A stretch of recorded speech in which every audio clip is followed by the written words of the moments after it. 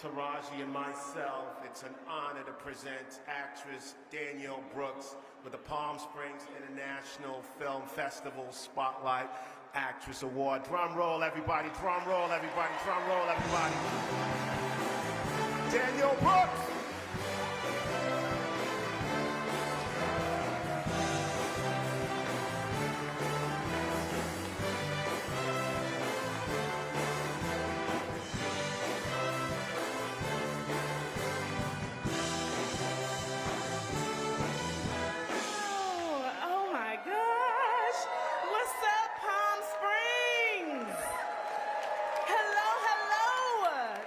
Incredible. I am so beyond honored.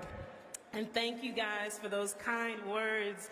Taraji, there's a reason you're a vet girl in this industry, because your talent is ridiculous and you're one of a kind, especially as Suge. And I thank you, Blitz. You're one of the most talented, most gracious, most collaborative, most stylish directors I've ever worked with, and it has been a breath of fresh air being under your leadership. I thank you. This group that you have assembled is divinely orchestrated. We've honestly become family at this point. Everyone from Coleman, congratulations to you tonight as well, to Corey Hawkins, Felicia and Posse, Fantasia, I mean everybody, y'all. Dan, our cinematographer, Fatima, our choreographer, hair and makeup team, art department, stunts who kept us safe, Transpo who got me to my daughter, okay? The entire cast and crew, y'all are permanently my family now. I want to say thank you to one of my favorite producers, Scott Sanders, for hiring me twice in The Color Purple, first the Broadway show in 2015, and bringing me back for this cinematic masterpiece. I want to thank the one and only Steven Spielberg for hiring Oprah Winfrey as Sophia and telling her, yes, let's give it up, and telling her that if she lost a pound, she might lose that role. A note like that, encouraging her that she was hired as she is, means everything to those with curvy bodies like myself. So, and what you might not know is Miss Oprah immediately went to Dairy Queen for ice cream after that. One of the best ways to prep for a role, in my opinion. And then went on to create one of the most iconic characters in American cinema. Getting the baton passed by you has been the highlight of my career, and I thank you for holding my hand through the hard days while also giving me the space to make Sophia my own. When I came on to play Sophia in 2015, the Broadway revival, it was my first Broadway show I was starring in, and I was blessed to receive my first Tony nomination. I was elated, over the moon about it, but immediately was hit with, what in the world is going on? No, no, no, no, no. There is no way that I'm deserving of these flowers. For some reason, doubt had creeped in so much that I started to negate the fact that I had done the work for that accomplishment.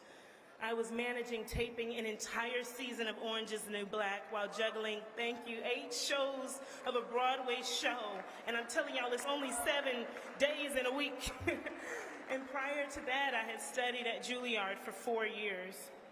But doubt was trying to take over so strongly, I began to dim my light, becoming terrified to get back on that stage because for some reason, this small town girl from Greenville, South Carolina, it was just too good to be true. I was becoming scared of that, the spotlight. But let me tell you, when you play a badass like Sophia for 8 shows a week for a full year, and every night I got to sing lyrics like, you better learn how to fight back while you still alive. You show them girls and beat back that jive. That line alone reminded me that I have to fight the noise that's in my head telling me that I'm not good enough, because that simply is not true. And what we do as artists is bigger than all of this. It's bigger than ourselves. And I do have a responsibility to show them girls, the girls that are following behind me, that it is not too good to be true, that life will bring you incredible moments that you are worthy of and have worked hard for. When I spoke to Miss Oprah about her journey with Sophia, she had shared with me a quote that Maya Angelou has shared with her. That was, "I come as one, but I stand as 10,000. Being awarded the Spotlight Award today, coming as one, confirms that I am living in my purpose. I am living in my purpose. So thank you, Palm Springs International Film Festival, for bestowing me with the Spotlight Award. I accept this award today with no imposter syndrome, with no doubt, but with my held head high and with an overflow of gratitude for being this year's recipient. So I thank you, thank you, thank you. Thank you.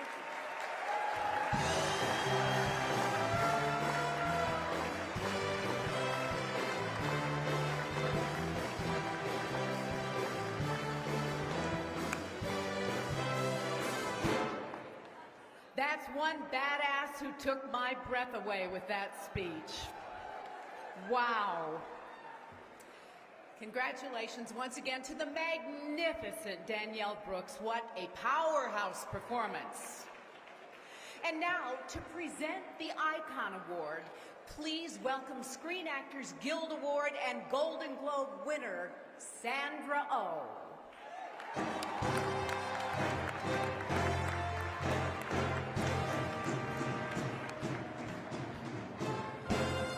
Thank you, Mary. I love you, Danielle. I am so pleased to be with you this evening to present the Icon Award to one of our most iconic actors, Paul Giamatti. Paul, can I see? I can see you. I can see you. This is all for you. Now, we all know him from his iconic roles in American Splendor, Cinderella Man, John Adams, and of course, in this year's The Holdovers.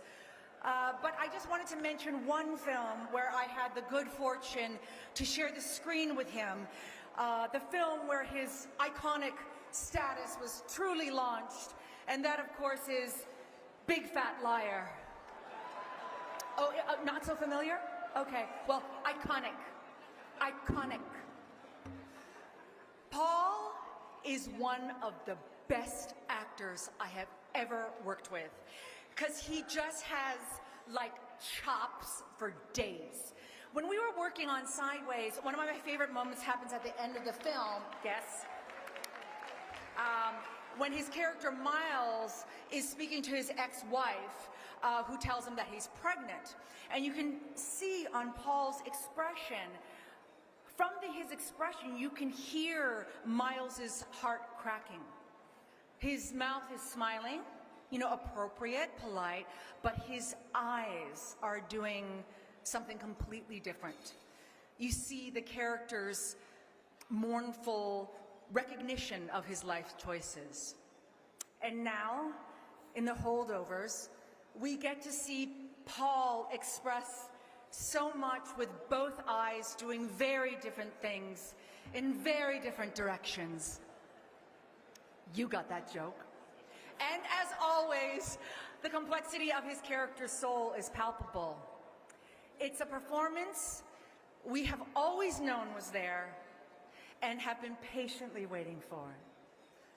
Paul, your iconic status aside, I am here to tell you that I, and I think everyone in this room, deeply respects your work.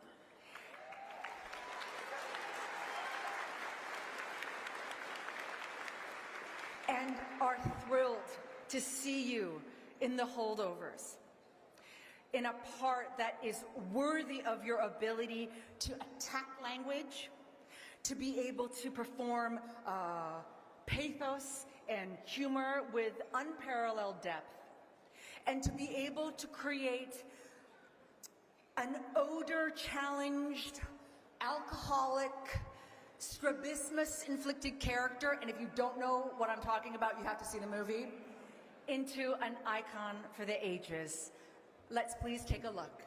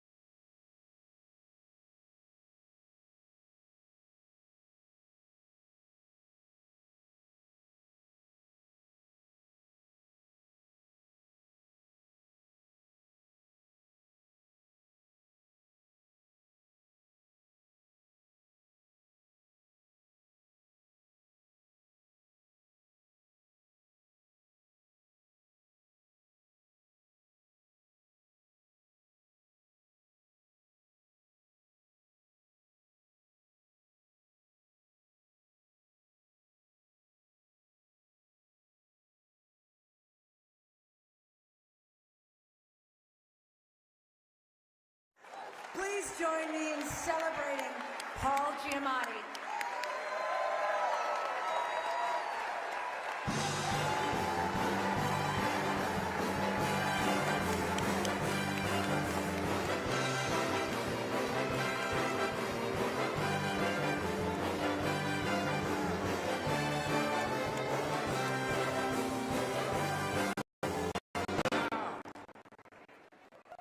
Ms. Oh, isn't she amazing? Is she not amazing? Talk about iconic. Talk about an icon. Well, hello, Palm Springs. Happy New Year. It is a tremendous thrill, really. It is amazing to be here among these honorees from this year of extraordinary movies. But I gotta say, I'm a little bit overwhelmed. It's a little surreal to be called an icon. I'd never really thought of myself as an icon. I think an icon is like Marilyn Monroe, you know, or Jesus Christ. I mean, he's an icon, right? I'm not sure where I fit in that group. So it's rendered me somewhat speechless, which is why I actually wrote a speech. And for anybody who knows me, this is highly uncharacteristic. This is a first. So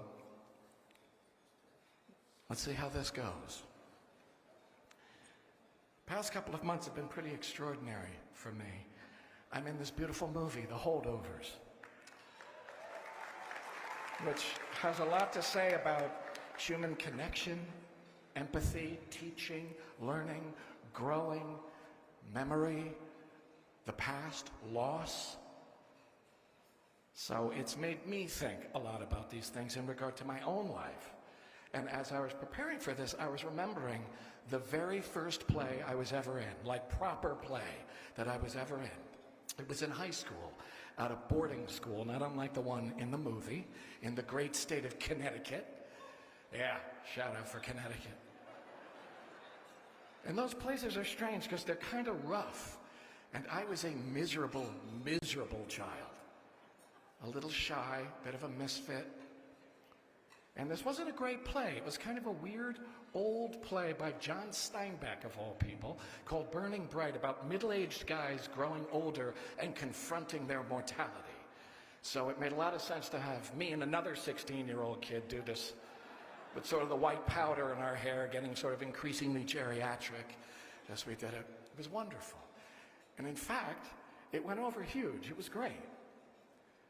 And I vividly remember the feeling of walking off that stage, elated, feeling weightless with the joy of what I had just discovered, acting. And a teacher of mine, a math teacher, and I was really terrible at math, I still am, he came backstage. Now this guy was a mean, very mean person. Angry, bitter, cruel to a lot of kids, not unlike the guy in the movie, but worse. But in this moment, I almost didn't recognize him because he had tears in his eyes and he hugged me and he started telling me how I reminded him of an old friend of his from college who had passed away. The guy was a wreck. And it wasn't weird, it was kind of amazing because I saw a completely different person in front of me because he had seen a completely different person in front of him. And we had communicated. And we had connected, and we had learned about each other as human beings, and not these people that we thought we were, or thought the other one was. It was kind of shocking, that feeling, because it was very real. And this miserable child that I was, I found a new way to connect. And that planted a seed of acting deep in me. I loved it. But I kind of buried it for a while because I think it scared me. It's intense. And I went to college and I kept acting, but I kept telling myself, this is just a lark. I kept telling myself, I'm going to do something more serious with myself. But underneath it, I was always looking for that kind of connection. I was hungry for it. And after college, again, telling myself this was just a lark, I did a 6-week acting program in England where they brought in all these amazing professional actors and directors to work with us. And my first acting teacher in my first acting class ever was Alan Rickman. Right? The guy from Die Hard, right? Severus Snape, you know, right? Harry Potter. This is so long ago, this was before Harry Potter was a thing. That's how old I am. Talk about geriatric. He was amazing, as I'm sure you can imagine. He was a beautiful man, and he was a wonderful teacher. And at the end of the summer, he said to me, "Do you want to do this with your life?" And I said kind of sheepishly, "I don't know, Alan Rickman, I don't know." And he said, "Well, I think you should because you're good at it." And you got to understand what that meant to me, how that landed for me. Because no one had ever encouraged me to do this. No one. And subsequent to deciding to be an actor, people still didn't encourage me, but I did it anyway. Because I'm stubborn, or I'm oblivious, maybe a little bit of both. They're good qualities for an actor, stubbornness and oblivion. And because my teacher had said that to me. So we have Alan Rickman to blame for me being up here. But what I'm really saying is we have a lot of great teachers to blame for me being up here. My father was a teacher, my mother was a teacher, all of my grandparents were teachers. There's many teachers in my family now.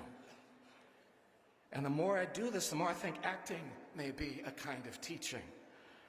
Maybe a kind of shared mutual learning. At least for me, it's how we learn how to be human. It's how we learn about our common humanity, like in The Holdovers. And acting isn't as hard as teaching, but it's hard nonetheless. I've never found it easy. Not if you're doing it for real. And I've played some weird, difficult guys. And it's hard to get inside them sometimes. But I really do believe that the greatest challenge for a human being is to truly see through someone else's eyes, to walk in their shoes, to live in their skin. It's crucial for human beings to try to do that.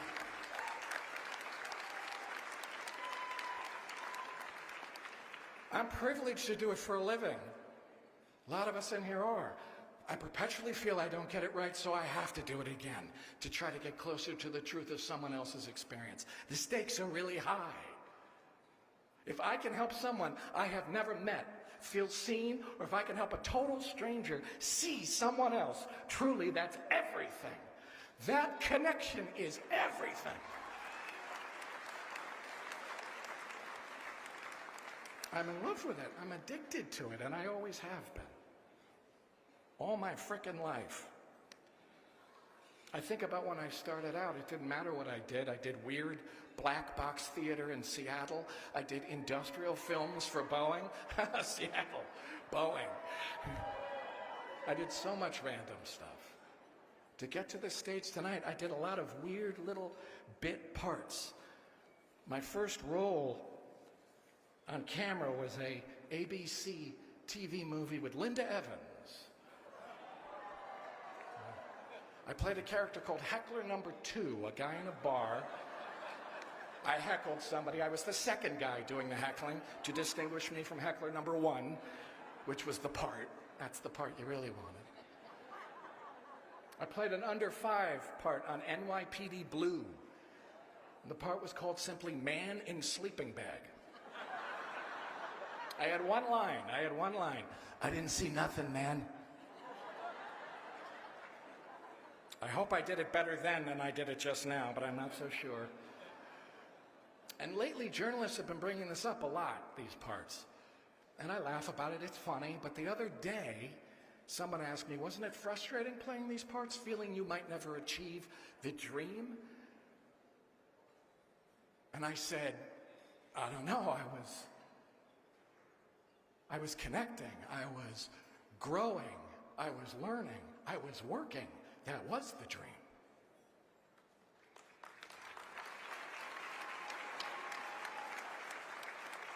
And someone else asked me, but what was the turning point? I said, They're all turning points. Every one of them was a turning point, an opportunity, a chance to grow, to learn, to expand, to connect. And I still have the hugest respect for people who have to do those bit parts, because I did a lot of them. And surprisingly, they're not easy. Even Man in Sleeping Bag. But of course, along the way, I was very lucky to meet people who helped me, who supported me, who guided me, saw things in me other people didn't. My manager, Perry Kipperman, my agent, Billy Lazarus. I had a lot of directors go to bat for me. Betty Thomas cast me in the Howard Stern biopic, Private Parts. I played a character called Pig Vomit. And what young actor doesn't dream of playing a character named Pig Vomit? Sherry Springer Berman and Bob Pulcini put me in American Splendor. They believed in me so much, and they just set me free. I'm lucky to have had this happen. These are gifts that people give me. But no one gives me a greater gift of freedom than Mr. Alexander Payne, one of the great American directors. He cast me in Sideways. And he gave me the gift of someone asking me at least once a month if I wanted any Merlot. At least once a month. What a gift. But then he gave me the gift of the holdovers. And as I said, I went to a school like that. I knew teachers like this, unhappy men living in the wrong time, hiding from the present moment. And this film connects me to my past, to my family. And it connects me to these beautiful actors, so amazing. Divine Joy Randolph and Dominic Sessa. Glorious actors. They made it heaven to act in this funny, moving story. But most of all, and I want to thank Focus Features for this, it's connected audiences to these three characters who find a way to make their broken pieces fit together. It's a vital story about empathy in fraught times, about helping each other move forward, even if it's just a little bit. It's also a movie about loss. And I want to do something else uncharacteristic tonight. 20 years ago, before Sideways opened, days before, my mother died. She was an amazing, complicated woman, very smart, loved movies. And it was a small thing in the context of her death, but I really, really wish that she had seen this movie, because she would have loved it. 20 years later, right before The Holdovers came out, my older sister died. Life is weird, isn't it? She was an amazing woman, too. She was a performer in her own right. She was a ballet dancer. She was a writer. She was an amazing person, very smart.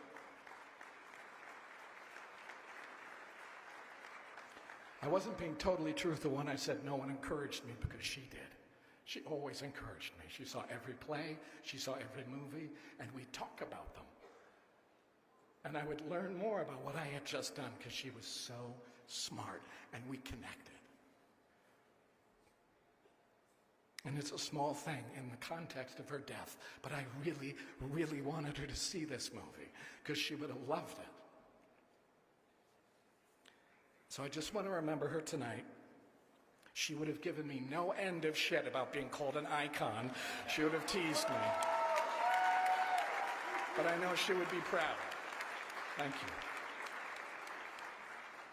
Anyway, thank you, Palm Springs, for making me feel really connected tonight. To this place, to this festival, to these honorees, to my job, to my life, and to all of you. It means more than I'll ever be able to tell you. Thank you very much.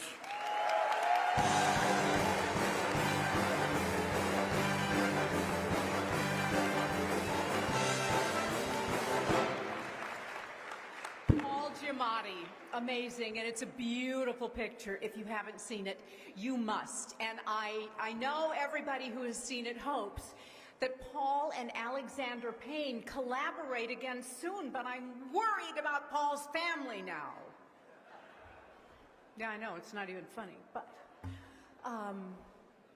it's wonderful to see this room overflowing with all of you fans of great movies. And it's wonderful every year that we have the best of the best in attendance here. It is now my great pleasure and honor to introduce a man who's a leading philanthropist and who in the last 20 years has assembled an amazing business empire. He is the new chairman of the Palm Springs Film Awards, handpicked by our dear friend, the beloved Chairman Emeritus, Harold Matzner. I love you, Harold. And unanimously elected by the Board of Directors. I'd like you to meet Natarajan Singh Shandy.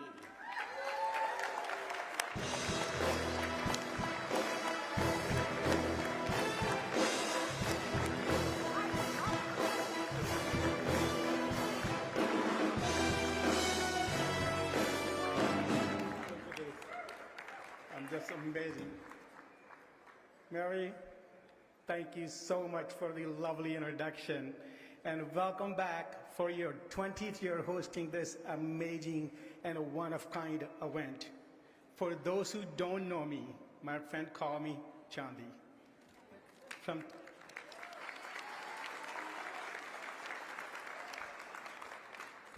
From tonight on, all of you can do the same. I have attended the Palm Springs International Film Festival and the Gala for many years and watched it from the seat and the audience just like you. Now, as a chairman, let me tell you, it is an inspiring view from this stage, and I'm grateful to be standing here tonight sharing this moment with all of you.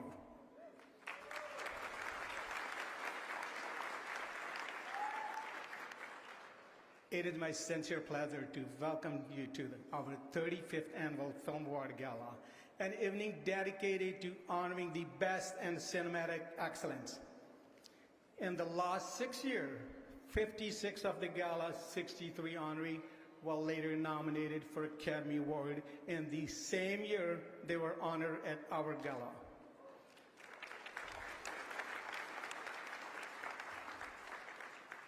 We wish this year's honoree similar success. Tonight's awards are brought to you by the IHG Hotel and Resort, which has 19 hotel brands and more than 6,000 global destinations, including the wonderful Campton Rowan Hotel in our beautiful city in Palm Springs.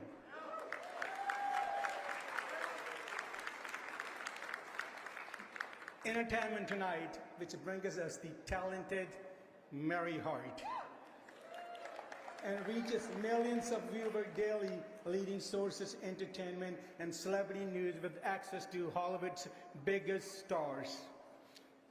Oakview Group, the largest developer of the sports and live entertainment venue in the world, with over 300 venues across the globe, including our own 11,000 seats Acrisure Arena.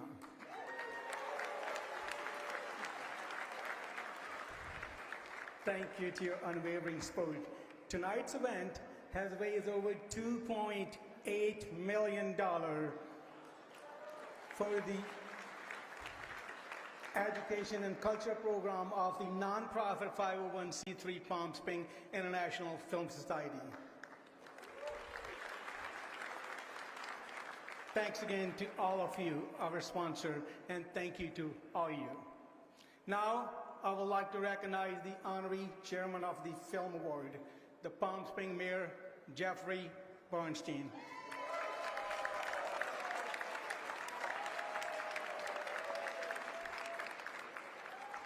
Jeffrey has been a long-time community activist, a successful local business owner, leader of our hospitality and tourism community, and for many years supporter of the Film Award and of the festival.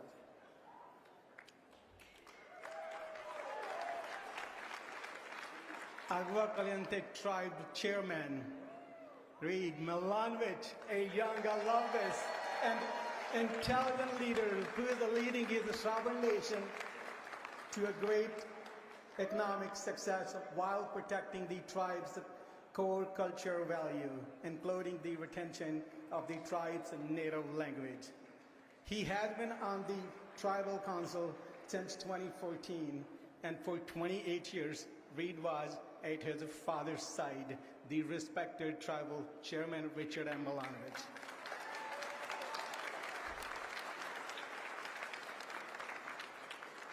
Richard M. Milanovic, whose memory is held in deep affection by the Agua Caliente Band of Coya Indians and by sovereign Native American nation throughout the United States, fought hard for tribal rights and sovereignty for all tribes.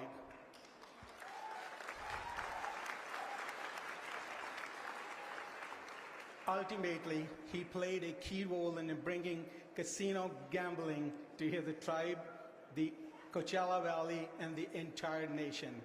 He will always be loved and missed.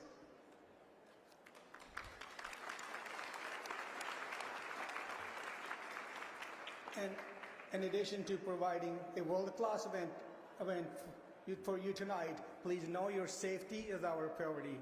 Our security team consists of 6 armored vehicles surrounding the convention center and more than 300 members of law enforcement, many drawn from Palm Springs Police Department, Sheriff Deputy from Riverside County, and several other law enforcement agencies.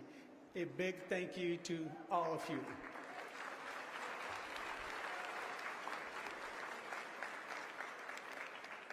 And special shout goes out to our police chief, Andy Mills, Sheriff Chad Bianco, and District Attorney Mike Hestron. Tonight's red carpet will be reported by major media outlets in the United States and throughout the world, bringing the Palm Springs brand and the glamour of tonight's honoree to hundreds of millions of readers and viewers through the world.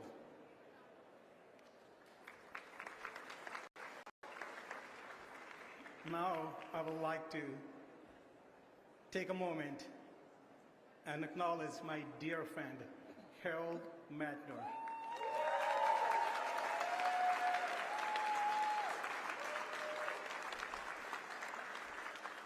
The truth is, I would not be standing here before all of you tonight if it's not for him. Harold chaired this gala and festival for 24 years. And his positive impact to the Palm Springs and International Film Festival and our entire community has been absolutely immeasurable.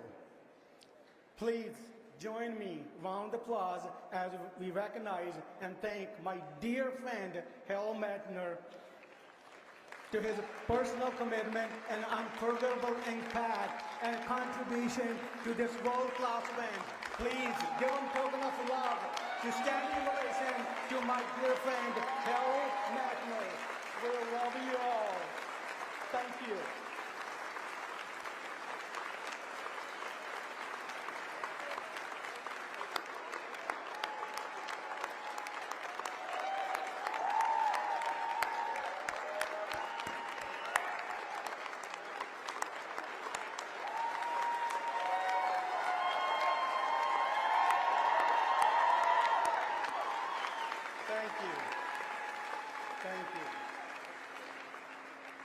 Thank you. What a love you show.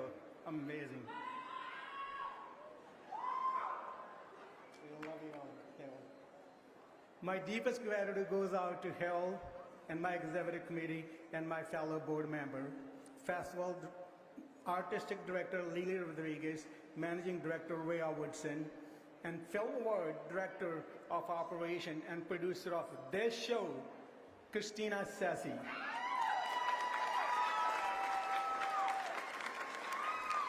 I I also want to thank every staff member and volunteer without whom this great organization would not exist. Once again, thank you everyone for being with us for tonight. Enjoy the evening. God bless you all. God bless our festival, and God bless the United States of America. Thank you all, and thank you so much again, and enjoy the evening.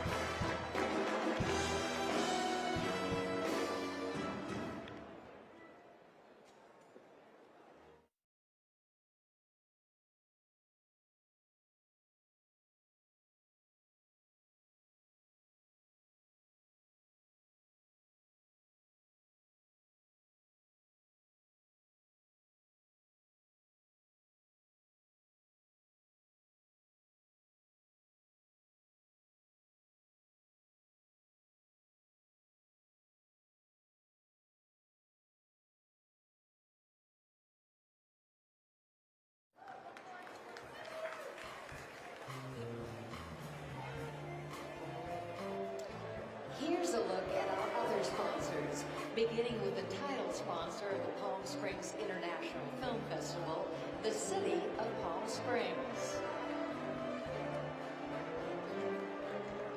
The festival's directing sponsors are the Agua Caliente Band of Cahuilla Indians, Spencer's Restaurant at the Mountain, and the Desert Sun.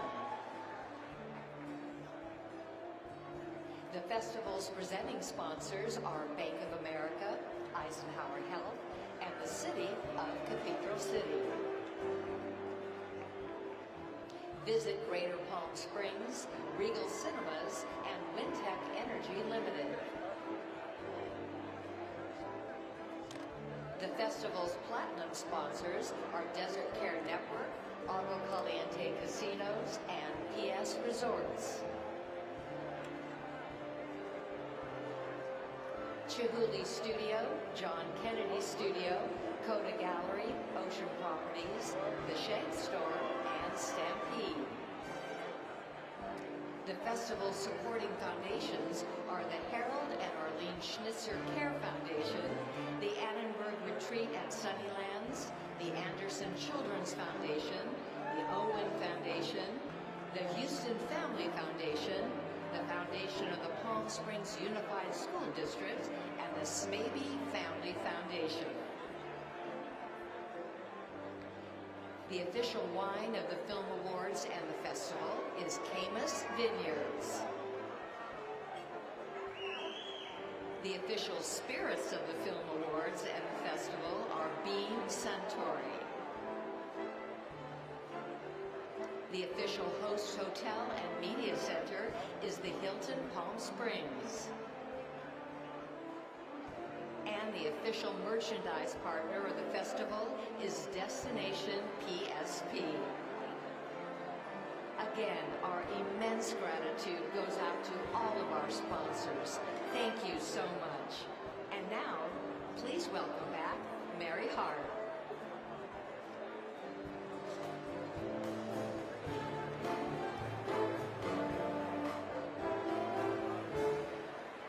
Thank you once again. You know, I have to say, I think I tell you this every year, but it's so wonderful, wonderful to be backstage. And I just had a catch-up chat with Greta Gerwig, and I don't know about you, but if you have not seen Barbie yet, I bet there's nobody in the room who hasn't. But I used to have an aversion to Pepto-Bismol Pink. That is gone. What a remarkable film she directed. Anyway, to introduce the Director of the Year Award, please welcome the two stars of the bedazzling blockbuster known as Barbie, 5-time SAG, 5-time BAFTA, and 2-time Academy Award nominee Margot Robbie, accompanied by SAG, Emmy, and Golden Globe winner America Ferrera.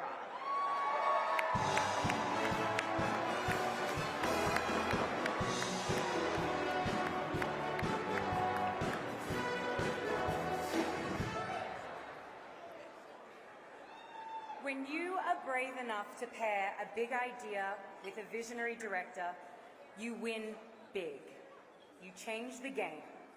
Spielberg and dinosaurs, Nolan and Batman, and now Greta Gerwig and Barbie. This is verbatim what I told Warner Brothers a few years ago in our Greenlight presentation for the Barbie movie. And standing here today, I know it seems inevitable, maybe even obvious that this movie would become the phenomenon that it did, but I am telling you, back then, I just sounded insanely optimistic, or maybe just insane. But it wasn't the Barbie part of that equation that filled me with unwavering belief. It was the Greta part. I first became aware of Greta Gerwig watching Frances Ha in a packed theater. I sat still until the credits rolled out with a smile on my face, trying to savor that elusive feeling. You know, the one you get when you know that you just experienced the best of what movies have to offer. The kind of originality, creativity, and vulnerability that inspires all of us to be braver in our own work and to be more in love with life. It's the feeling that director Greta Gerwig has repeatedly served up, most recently by giving the world the Barbie movie that exactly nobody asked for, but that we all really, really needed. One that was funny and subversive and delightfully weird, high concept and emotionally grounded. One that made you want to sing and dance, but also made you cry and call your mum to apologize for all the shit you ever put her through. One that took on some complicated parts of Barbie's past and yet made you proud to wear pink in a sea of pink-wearing moviegoers.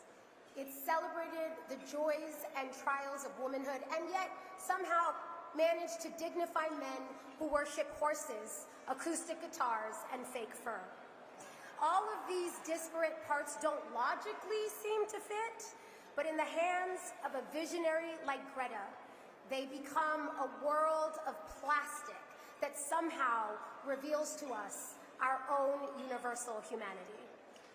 There weren't any comps for what Greta was trying to do, and the pressure of a big budget and a beloved 65-year-old brand weighed heavily on her shoulders.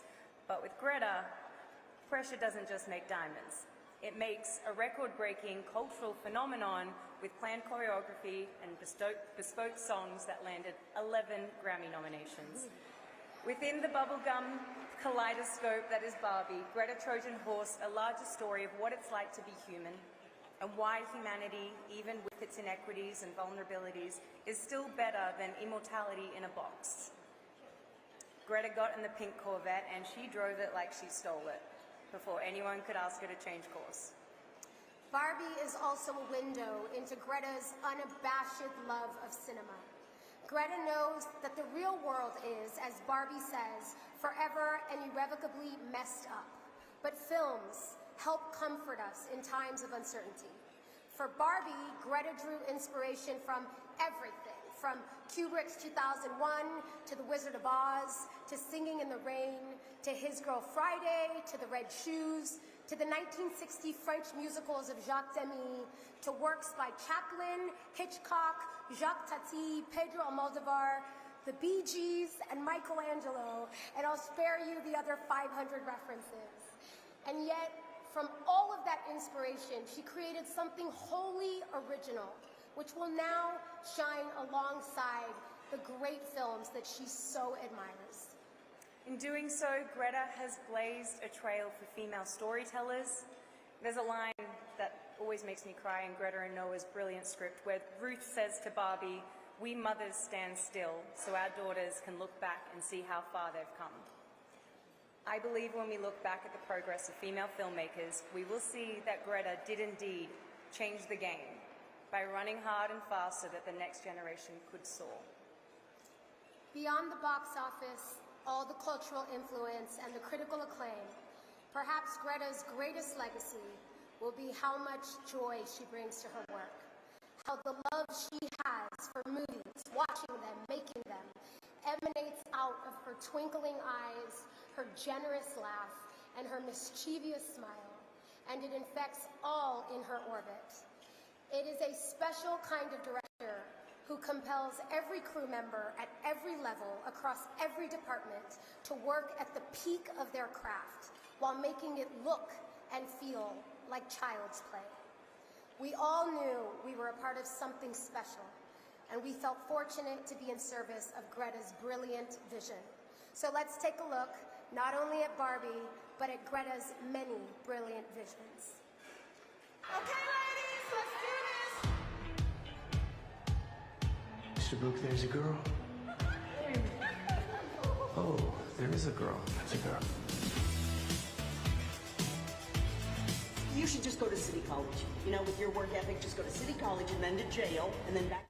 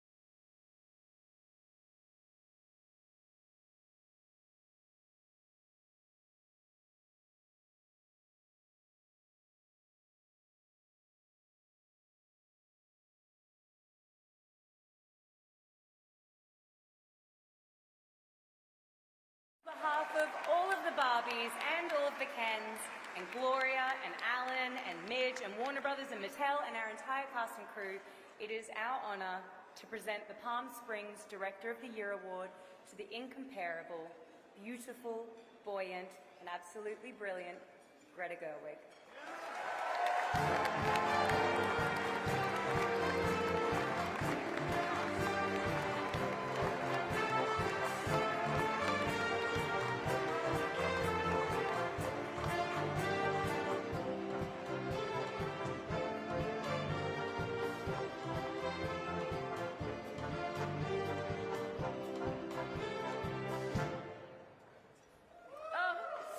Oh my God.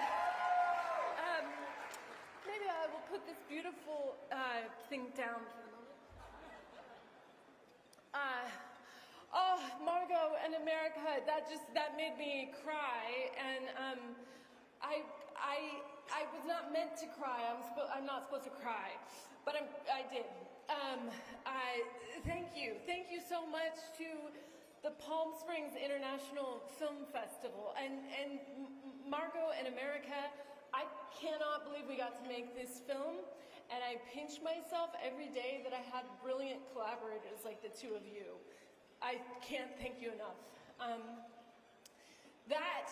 The collaboration, that is my very favorite thing about filmmaking, because filmmaking in its essence is a collaborative art form. It is an art that depends on and takes place between people. It is in the space that exists between us that we attempt to reach each other and make something magical. So 4 years ago, in 2020, I presented this very award to Quentin Tarantino for Once Upon a Time in Hollywood, and I cannot believe, and I am beyond honored, that tonight it is being given to me. It took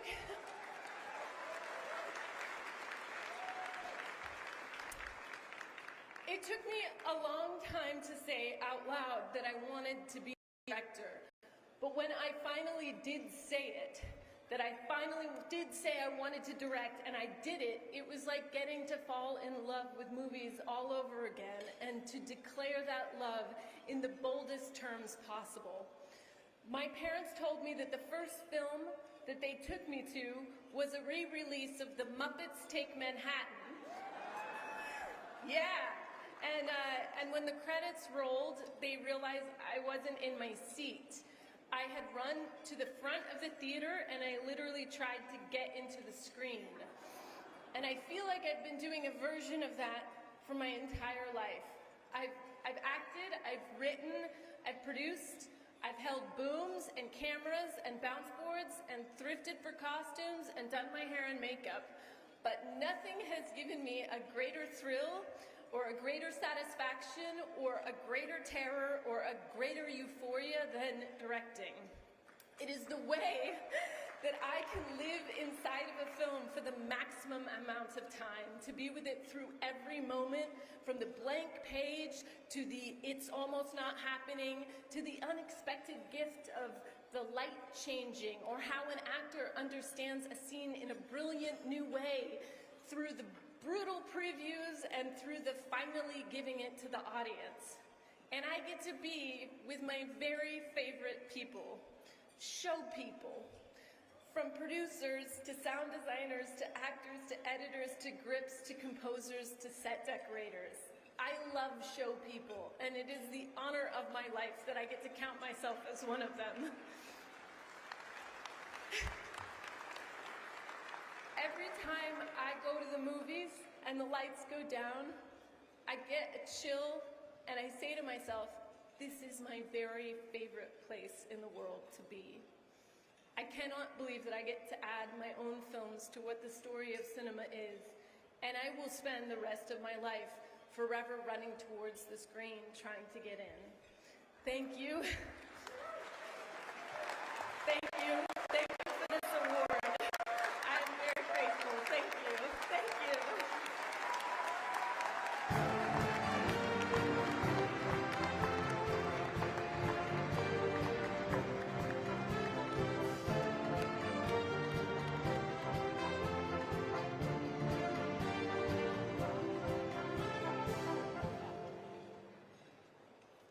To present the Spotlight Award actor, please welcome the songwriter of Road to Freedom from the film Rustin, SAG Award nominee and four-time Grammy winner, Lenny Kravitz.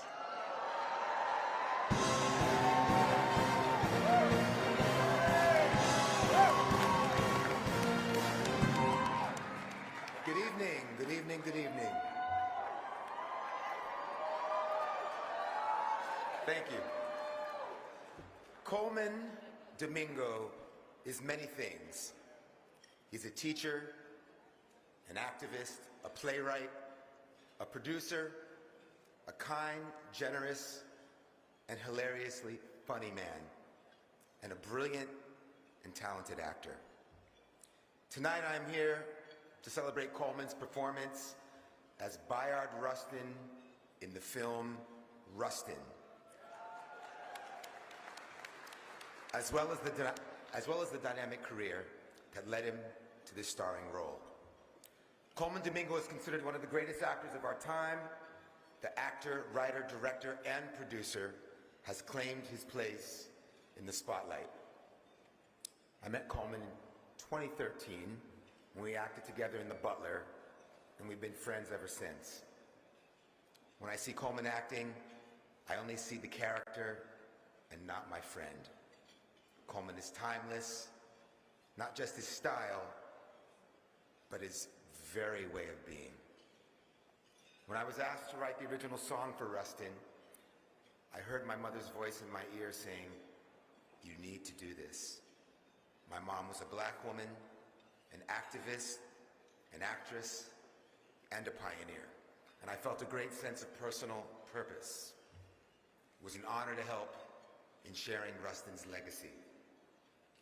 I called Coleman when I started working on the song and I said, "Look, you just embody this person wholeheartedly. Give me something." And he said, "You know, Lenny, the one thing that's coming to me is the work. It's about the work. He helped inspire me to write the lyrics reflecting that, and the song is called Road to Freedom. Thank you, Coleman, for your creative collaboration and friendship. Coleman has shown his range as an actor and starred in some of the most profound films in recent years, such as Barry Jenkins' If Beale Street Could Talk, yes, Steven Spielberg's Lincoln, Lee Daniels' The Butler, Ava DuVernay's Selma, Nia DaCosta's Candyman, and Janixa Bravo's Zola. Coleman is nuanced, authentic, and captivating in every role he takes on. In 2022, he won a Primetime Emmy Award for Outstanding Guest Actor in a Drama Series for his role in HBO's Euphoria. Coleman is undeniably the character actor's actor. All of his film, TV, and Broadway work has led him to this moment. This spotlight on a man who is so deserving of one. Let's take a look at Coleman Domingo. On the day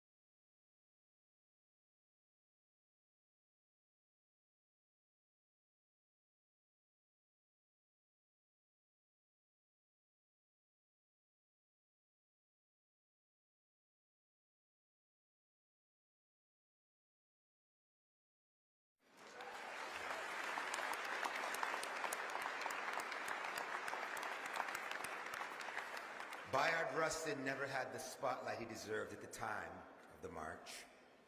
And in the history books, he wasn't acknowledged until Barack Obama gave him the Presidential Medal of Freedom, and until Coleman Domingo, yes, and until Coleman Domingo stepped into the spotlight and let his story shine and inspire the youth of today and acknowledge the incredible work of one individual that changed America forever.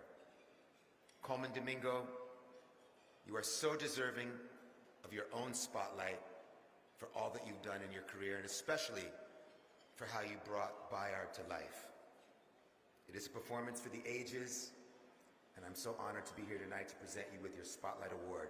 Please welcome Coleman Domingo.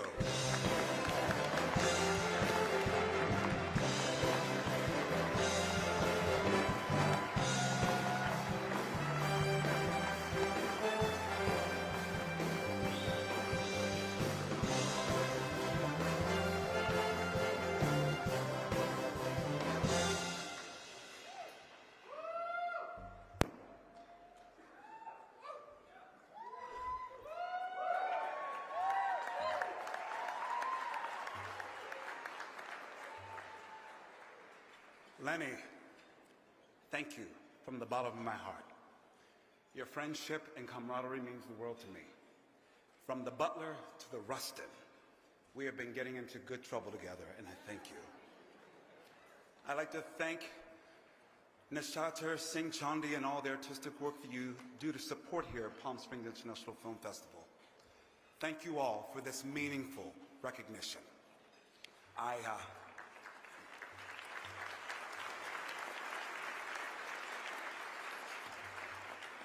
share this honor with so many of my fellow artists above and below the line. I share this honor with George C. Wolfe, my tremendous director, producer, and interrogator of history. Through his phenomenal artistic expression, much of which I wouldn't be standing here without. I am truly thankful for my producing teams, led by President Barack Obama and Michelle Obama.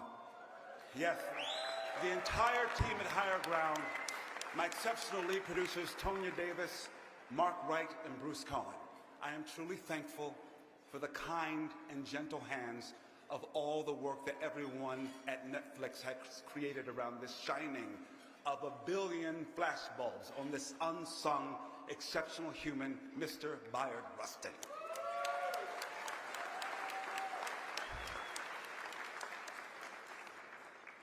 I'm a storyteller, so I'm going to tell a little story.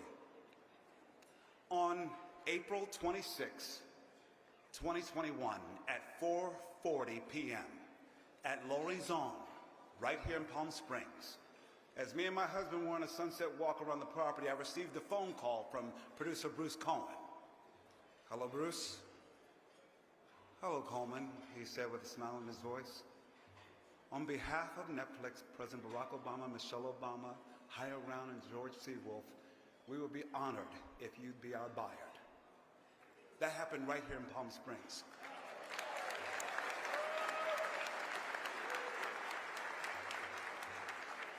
I said it would be the honor of my lifetime. I don't know if there were many more words. I just sat there with tremendous joy and profound gratitude as I smiled to the heavens, just thank you, thank you, thank you. This photo was taken at 4:43 p.m.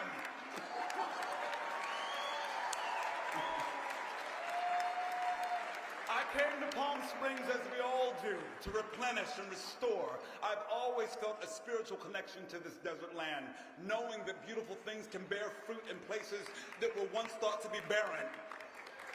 There is always something growing here. Seeds are planted and prayed over.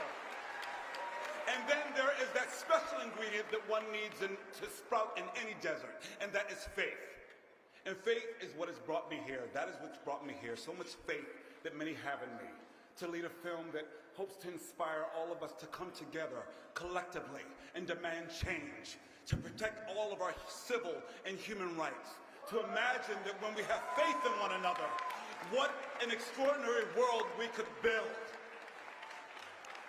To channel that humanity and let that speak of the complex experience is what I consider my service as an artist. With my work, I am in service to humans who fight for civil rights, for soldiers, fathers, brothers, lovers, workers, white and blue-collar, farmers, immigrants, ordinary men who dare to do something extraordinary just by doing what is in front of them.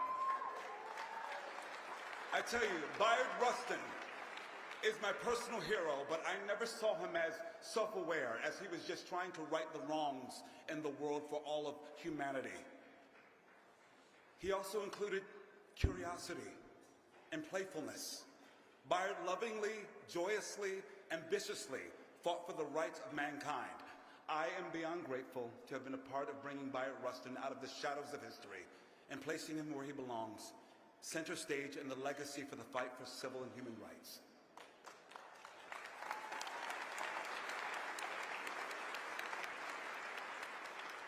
It is truly my hope that we can all summon the spirit of Bayard Rustin right now when we need that spirit the most. To be filled with laughter, wit, dance, and song while being ferocious with our desire for peace. To wake up and believe that there's always some good in the world.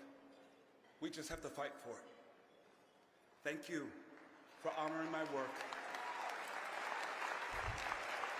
And by honoring my work, you honored Byron Rustin and so many unsung ordinary people who just roll up their sleeves and get to work. Thank you again to the Palm Springs International Film Festival and all you lovers of film. I'm humbled and grateful to be here. Congratulations to all my dear fellow honorees. What a time. What a time.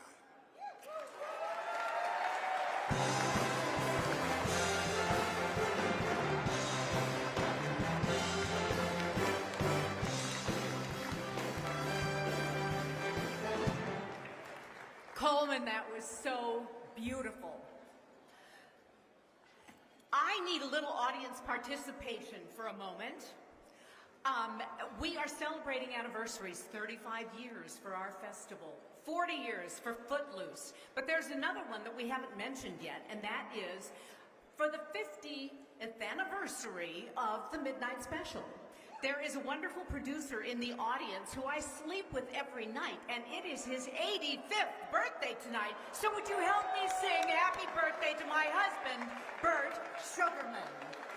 Happy birthday to you. Happy birthday to you.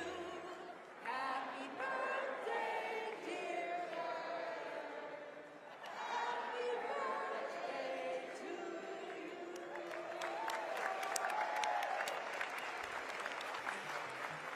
Thank you so much, you guys. He also is a wonderful film producer, Oscar nominated for Children of a Lesser God. And that was 40 years ago as well. So, on with the show, and you are a great chorus.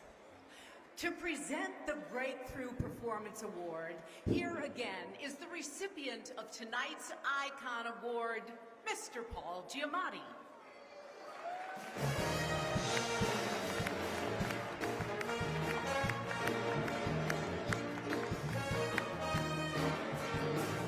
Wow. Oh man, I'm back. Hi. Now I get to do something I feel really good about because I get to talk about someone whose work I love. And it was an absolute pleasure to work with, Divine Joy Randolph. She's the recipient of tonight's Breakthrough Performance Award. Her performance in The Holdovers is sublime. I spoke earlier about how hard acting is. I don't know how Divine feels about that, but she makes it look absolutely effortless. And while this is technically a breakthrough honor, I feel like it's about time. She's been breaking through for the past decade in dozens of roles across film, TV, and theater, and every time, Divine reveals more humanity and more depth. She's wicked funny. She's very funny. And she more than holds her own alongside legends like Eddie Murphy, Steve Martin, Martin Short. That alone is pretty extraordinary. But then she gives this heartbreaking performance, stoic, in The Holdovers.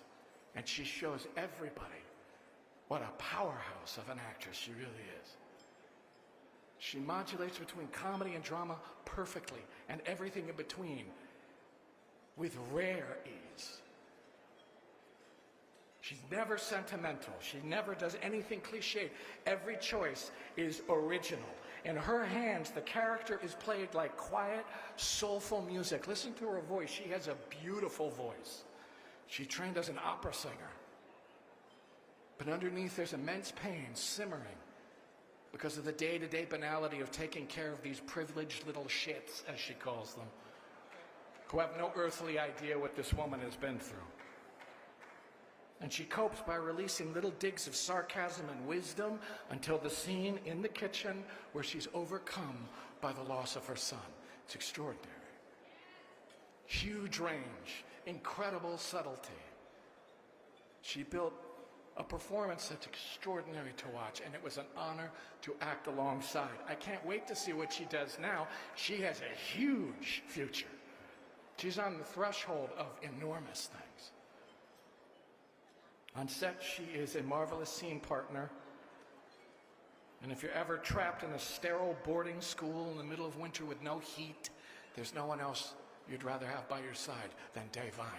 Let's take in this beautiful performer's beautiful performance. I used to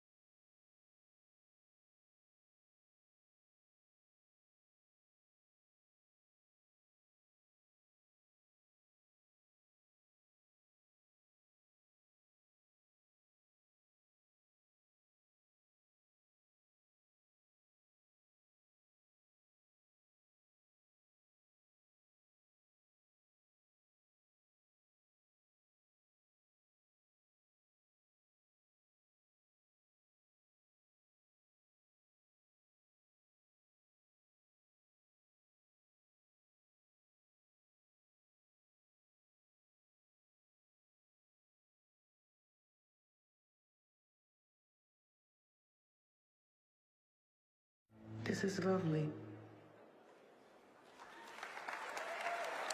Welcome, your breakthrough performance winner. Give it up for Devine Joy Randolph.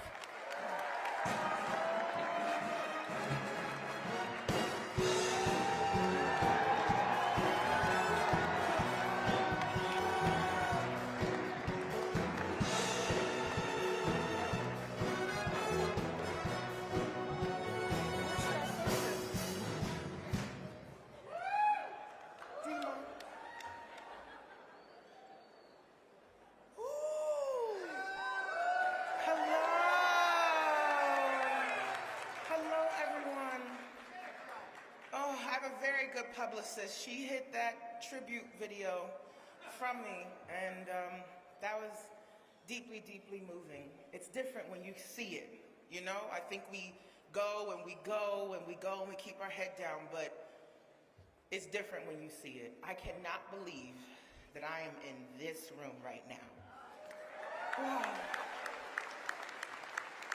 I have admired and looked up to so many of you from afar, and I have been a student of your work, gleaning from your craftsmanship so that I may apply it to my own.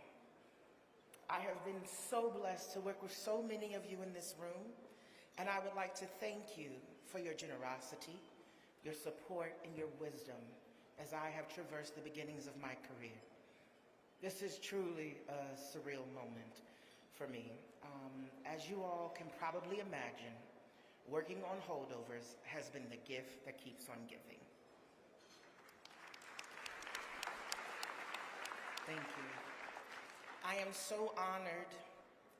I can't even believe I'm saying, I am so honored to be included in Alexander Payne's canon of films and his legacy. It's just, can't believe I'm even saying this. Never before have I had a director be so tuned in with me and my fellow actors. He anticipated our every need, and I am thankful that he has entrusted me to create the character of Mary Lamb. This collaboration is one that will stay with me always, and I feel ridiculously lucky. Thank you a lot, Payne. I am now spoiled. Dominic, my little grandpa, wise beyond his years, with a heart so pure and a gift so abundant. Paul and I had warned him on several occasions to soak it up. Soak it up now, because jobs like these do not come often. To Paul, oh God, I hope I don't cry. To Paul, you know how you say, I'm not gonna cry, and then it like summons the tears? So why do we even say it? To Paul, my dear Paul,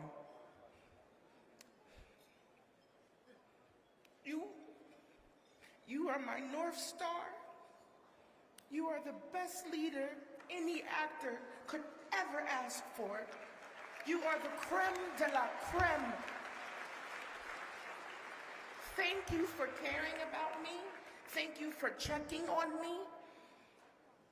You are one of the most generous scene partners I have ever had the pleasure of working with. You give all of yourself over to your characters, leaving nothing on the table and making it very easy to do my job.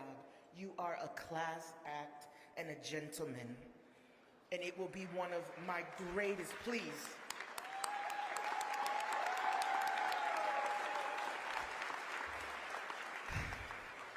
It will be one of my greatest joys in my career to know that I have the blessed opportunity to tell this story with you.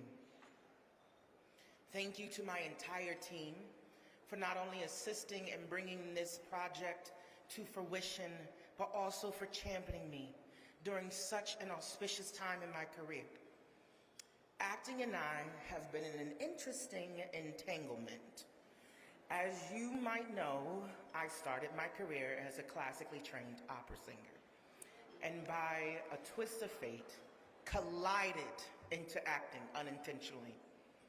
But what made me fall in love with this art form and continues having me running back for more is the opportunity to illuminate the human condition, breathing life and giving voice to the voiceless.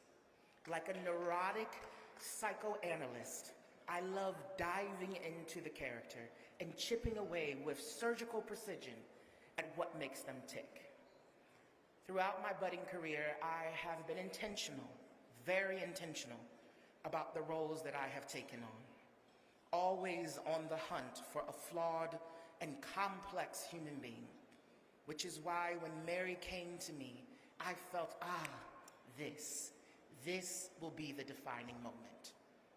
Here is a woman that was real and full of dimensions. She smoked, she swore. She's a very good cursor. She loved. She got up every single morning to go to work in face of immeasurable grief and tribulations. Mary Lamb is every woman. To the world, she might seem small, but the ripple effects of her story has stretched far and wide. I am overwhelmed by the number of people, men and women, who have come up to me and told me that Mary in some way made them feel seen or comforted and less alone. And that this truly is the greatest honor that I can ask for. This is why I do what I do. Mary Lamb and the Holdovers should be a reminder to us all that unique and beautiful projects such as this are worth it. And it is our collective duty to ensure that we maintain this high level of craftsmanship at all costs. Thank you.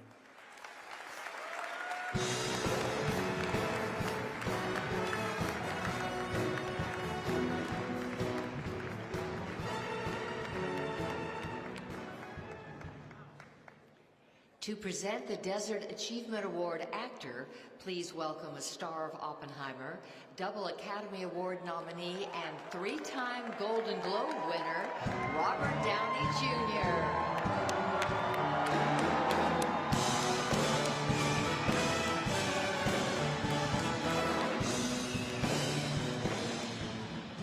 Everybody's nailing it. All these intros and these speeches are so good. I feel kind of like I blew it because I didn't write anything. And I'm not going to make an excuse. I'm just going to offer an explanation. I was distracted. It's the holidays. I had a head cold. And then there was like 2 earthquakes. There's an earthquake in Japan and California, and that activated my crippling seismology anxiety. And then I jotted down some broad stroke stuff just so I don't... What do we got here? I did no Irish jokes, all caps. And that's it. So I'm just gonna fucking wing it. Look at this guy. That's Cillian Murphy, and he is an anomaly. He's been an actor for over 20 years, and nobody dislikes this guy. That's not easy. Check your own table.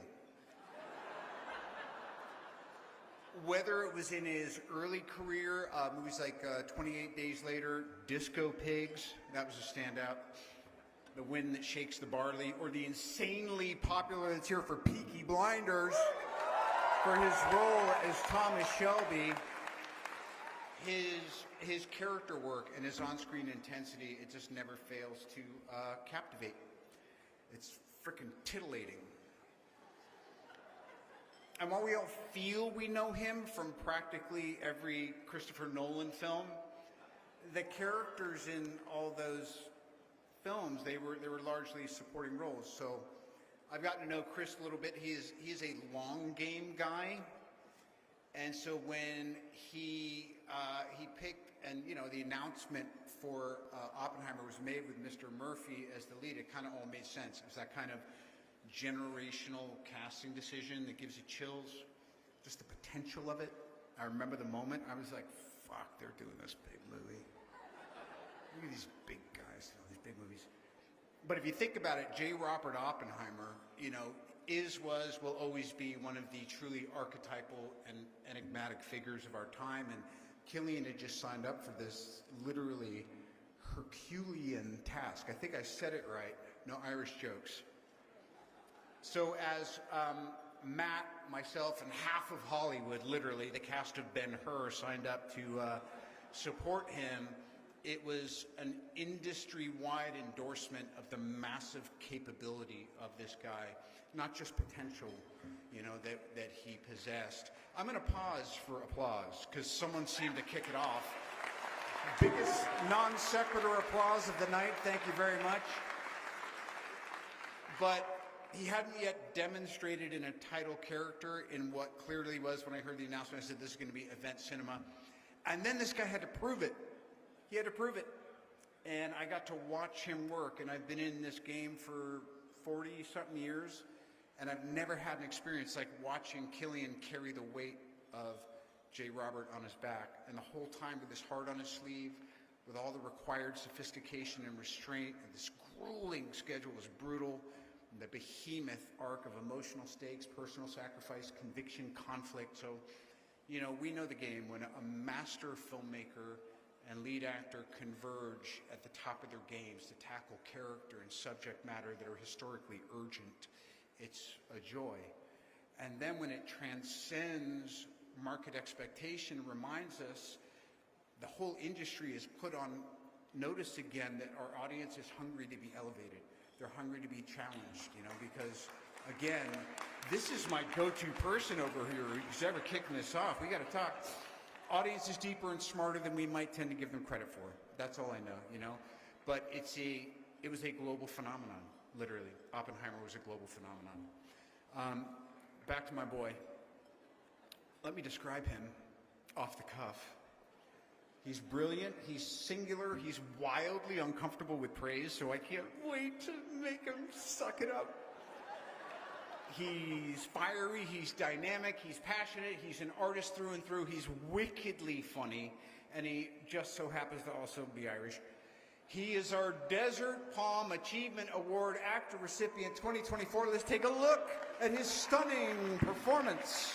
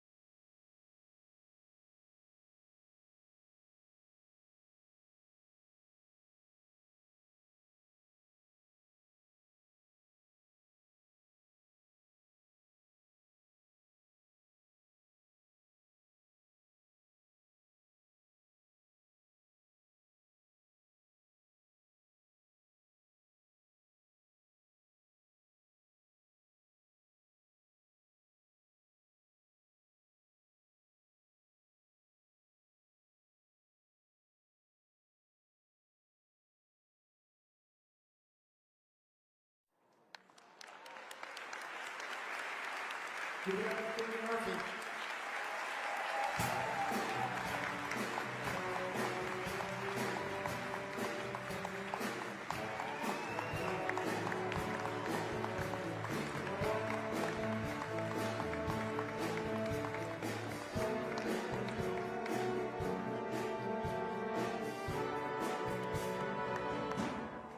Thank you. Thank you.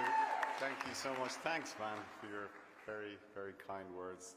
I know that you're all aware that Robert Downey Jr. is like a bona fide superstar and an actor of staggering capabilities. Man, your work in Oppenheimer is truly sublime. I think you agree with that. But you should also know that he is one of the kindest, most compassionate, generous, funniest humans I've ever had the pleasure of working with. I don't really like talking about myself, so I'm going to talk about other people, if that's okay. I want to thank the Palm Springs International Film Festival for giving me this award. It's a real honor to be in the company of past recipients of this award, and also to be in a room with such fiercely talented artists and filmmakers and actors and producers, all of whose work I adored last year. And I think it's safe to say that 2023 was a mighty year for cinema. So, yeah. So it's been 20 years since I first worked with Chris Nolan and Emma Thomas, and it's been a mind-bending, life-changing experience, honestly. And what can I say about Chris Nolan to you? There genuinely isn't like enough superlatives to talk about the man and his talent. Suffice to say, when I read the script for Oppenheimer, it was one of the greatest scripts I'd ever read. And I remember talking to you about it, and we both acknowledged that scripts like this, they only come along probably once in your career, if you're lucky. And I kind of I knew that, and I didn't forget that for a moment. I knew it was responsibility, and I guess I just went for it. I want to thank everyone at Universal Pictures for all the hard work they did in putting this film out and backing it and believing in it and shepherding it through the summer. And thank you all for your amazing work. All my team are sitting down there. You know who you are. So some of you guys have been working with for decades, which is another dating myself again. But thank you. You're the best. And finally, because I don't ever really get to do this too often, I want to say thanks to my family. 2/3 of them are sitting down there. We had to leave one of them at home because he's doing exams. But just thanks for putting up with me, putting up with kind of the half me and the shadow me and the absent me and the remains of me when I'm doing a film like this, or work in general. You're always there, and I love you for it. So thanks, guys. Thank you.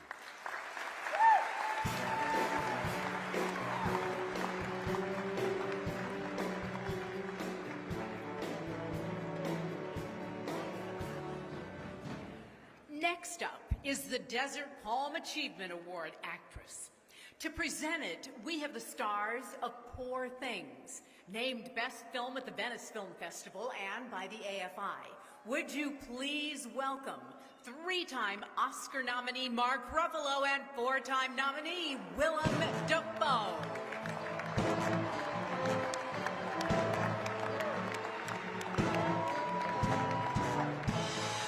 Whoa, hot mic. Wow, good evening.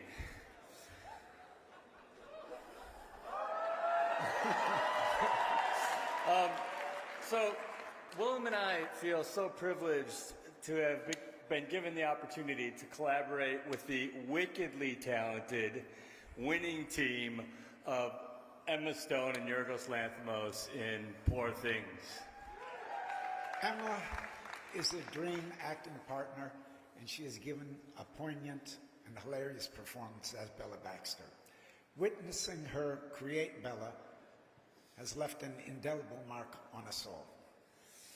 Emma Stone is a force that cannot be denied, believe me. I think I can speak for Willem as well as myself. You can. Is it okay? It's okay. When I say that Emma's commitment to Bella Baxter, evident in every film, every frame of Poor Things, made us better actors, if you could believe that or not. And as Yorgos and she embarked on yet another creative journey together, as director and as muse, her profound involvement in virtually every aspect of the film had Yorgos invite her to be a producer alongside him and his partners. Are we surprised at all by all Emma has achieved with Poor Things? Absolutely not. Just as there is no creature like Bella Baxter, there is no actor like Emma Stone.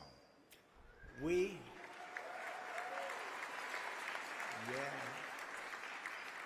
and so many others believe she has given us a career best performance. Let's take a look.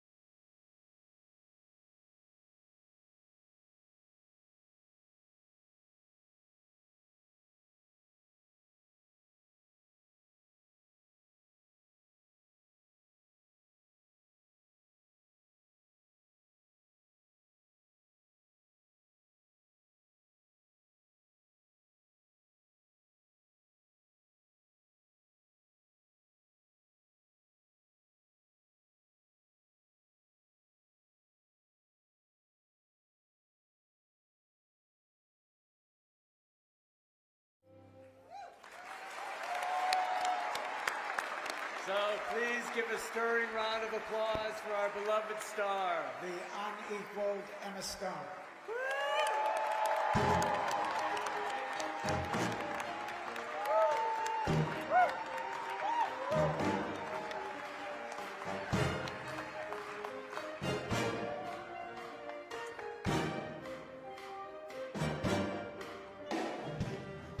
Hi, okay. Whew. Thank you so much to Palm Springs for this honor. This is very cool. Thank you, Marky and Billy, for being here tonight and doing that. You are both very special to me. I love you very much. You know that. Aside from this feeling of low-grade nausea that I have standing in front of you all, this is a very big room. It really goes far back. I have so much gratitude, genuinely, for this moment. I'm grateful that I get to keep trying new things and for the opportunity to make choices when it comes to work, because I know how rare and fleeting it can be to choose what you want to do or who you want to work with as an actor, and I am really so thankful for that. And I was not always sure that that would be the case, because when I first moved to LA, I went to one of those general meetings that they sometimes send you to, and an executive told me that for male actors, it's a marathon, not a sprint. And in his eyes, for women, it was a sprint, not a marathon. And that was 20 years ago, and I realized that advice is total garbage, because the majority of the women that I look up to in this industry, many of whom are in this room, have proven that as time goes on, life and work only get more interesting and more fulfilling. Which Thanks. Which brings me to why I am here tonight, which is Poor Things. And this role was unlike anything I had ever read, or anyone that I had ever read about. She's a woman who is immune to external expectations and impervious to judgment and shame. And playing Bella was challenging because I had to try to unlearn those aspects in myself. And it's also what made her an absolute joy to play. Making this film has been a highlight of my life, mainly thanks to a true creative soulmate, Yorgos Lanthimos.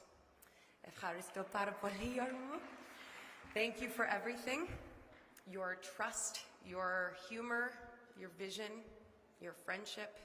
I have so much fun with you and so much faith in you, even though we sometimes make each other a little crazy, but I truly think that's a good thing.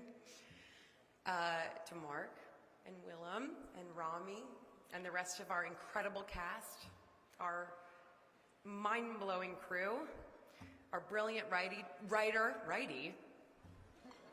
our brilliant righty, Tony McNamara, our producers Ed Guiney and Andrew Lowe. Oh, that's why, because Guiney, okay, anyway.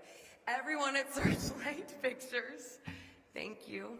I don't think I would be standing here or pretty much anywhere if not for the support of my manager, Doug Wald.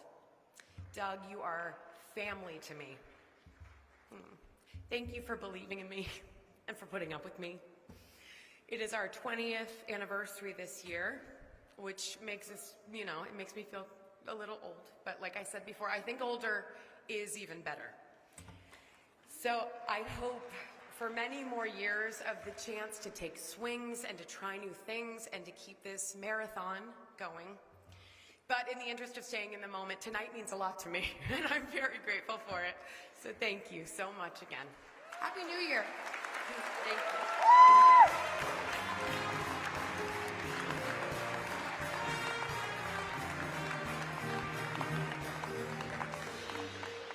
And now to present the Career Achievement Award, please welcome a performer whose own career spans more than 8 decades. On the stage and in TV and in film. Starting with her first appearance at the age of 6, playing opposite Ethel Waters in Beulah. At age 9, she performed on stage 29 shows per week at the Apollo Theater, opening for Louis Armstrong, Sarah Vaughan, Ella Fitzgerald. She is the first Black woman ever to host a weekly network variety show. Her impressive credits include Roots, Empire, The Nanny, and the Deadpool franchise. On Broadway, she starred in Hallelujah, Baby, Jerry's Girls, Anything Goes, and August Wilson's King Hedley II. Would you please welcome a star of American fiction? She is the Tony and Emmy Award winner, Leslie Uggams.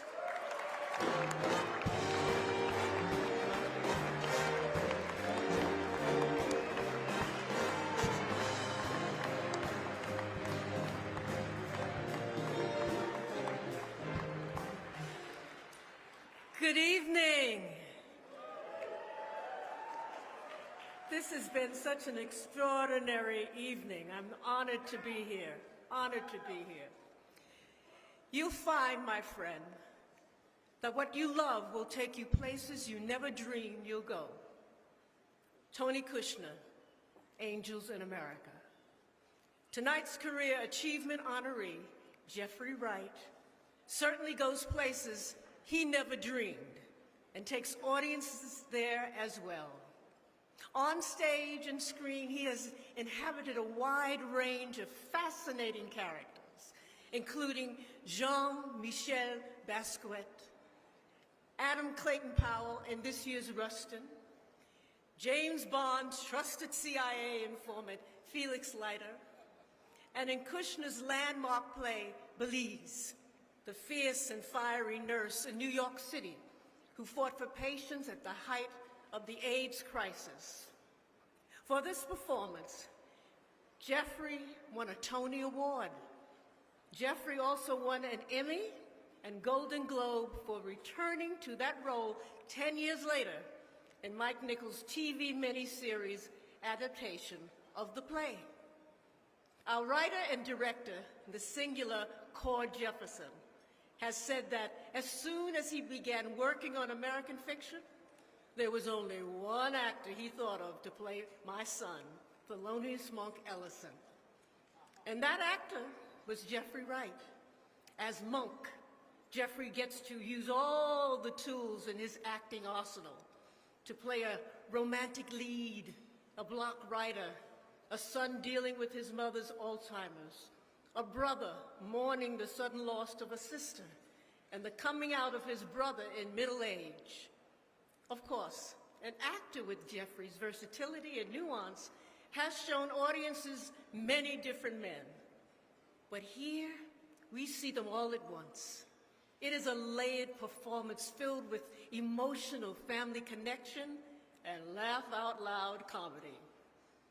I was very excited when I read the script, knowing Jeffrey was on board to play Monk. I have been a fan of his since first seeing him on stage in Angels in America, and then in Suzanne Laurie Parks' two-hander, Top Dog's Underdog, for which he received a Tony nomination. Many roles followed on screens large and small that I marveled at while watching him. I couldn't believe we hadn't worked together, and thought often about how wonderful it would be to play a scene with him. I had only met him once, when we were at a party for the TV series Empire. Or so I thought. Recently, I learned that he was actually in a car driving by the party and saw me. So he jumped right out of the car to run up and say, "Hello."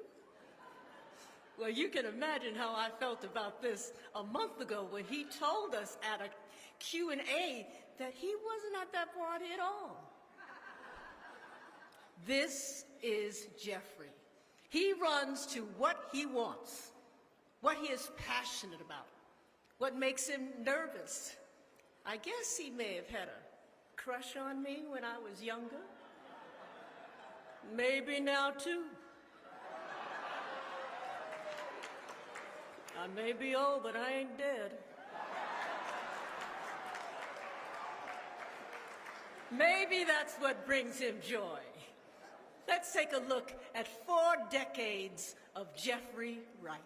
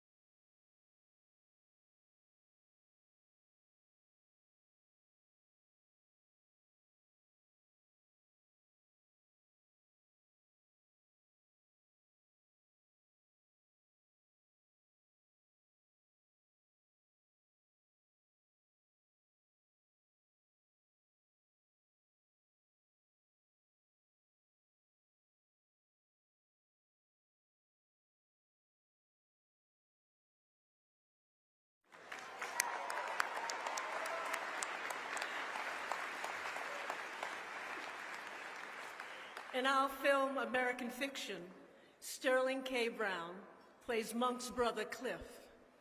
In a moment of brothers bonding and connecting with their shared midlife ennui, Cliff looks at Monk and tells him, "People want to love you. Let them love all of you." Well, we certainly do love all of you, Jeffrey. Please welcome the 2024 Palm Springs Film Festival Career Achievement Award recipient, Jeffrey Wright.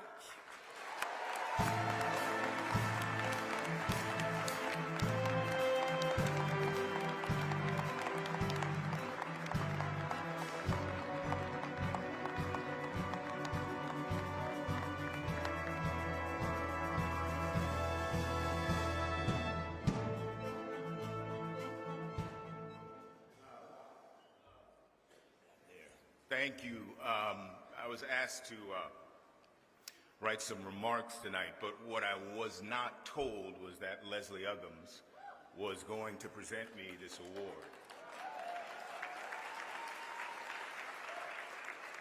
And yes, I've had a crush on you since the first day I saw you, Mother. Who did not? You know, the beginning of representation on film, in some ways, all of us in this room, begins in 1916, around those parts, a little bit earlier. But there was an actor named Burt Williams in 1916 who does a film called A Natural Born Gambler. And if you haven't seen it, there's a poker game that he pantomimes as the most gorgeous thing you want to see. W.C. Fields said of Burt Williams that He was the funniest man he ever saw and the saddest man he ever met. He does The Natural Born Gambler in 1916, 5 years before Chaplin, and if you look at The Little Tramp, from The Kid, you see some homage to Burt Williams. He was a black man playing in blackface. That's not to be feared. That's the history. That's not the history of black folks. That's American history. But that's where the beginning of representation on film begins for someone like me and for many of us in this room. But we now have a new type of freedom, agency, and power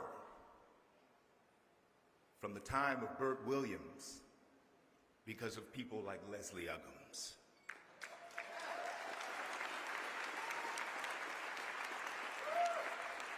We saw clips from the film Rustin. Leslie Uggams is of that generation and represents that group of people who marched on the figurative Washington of this industry. Without Leslie Uggams, I do not stand here. She has won my freedom for me, and I am grateful to you, Leslie.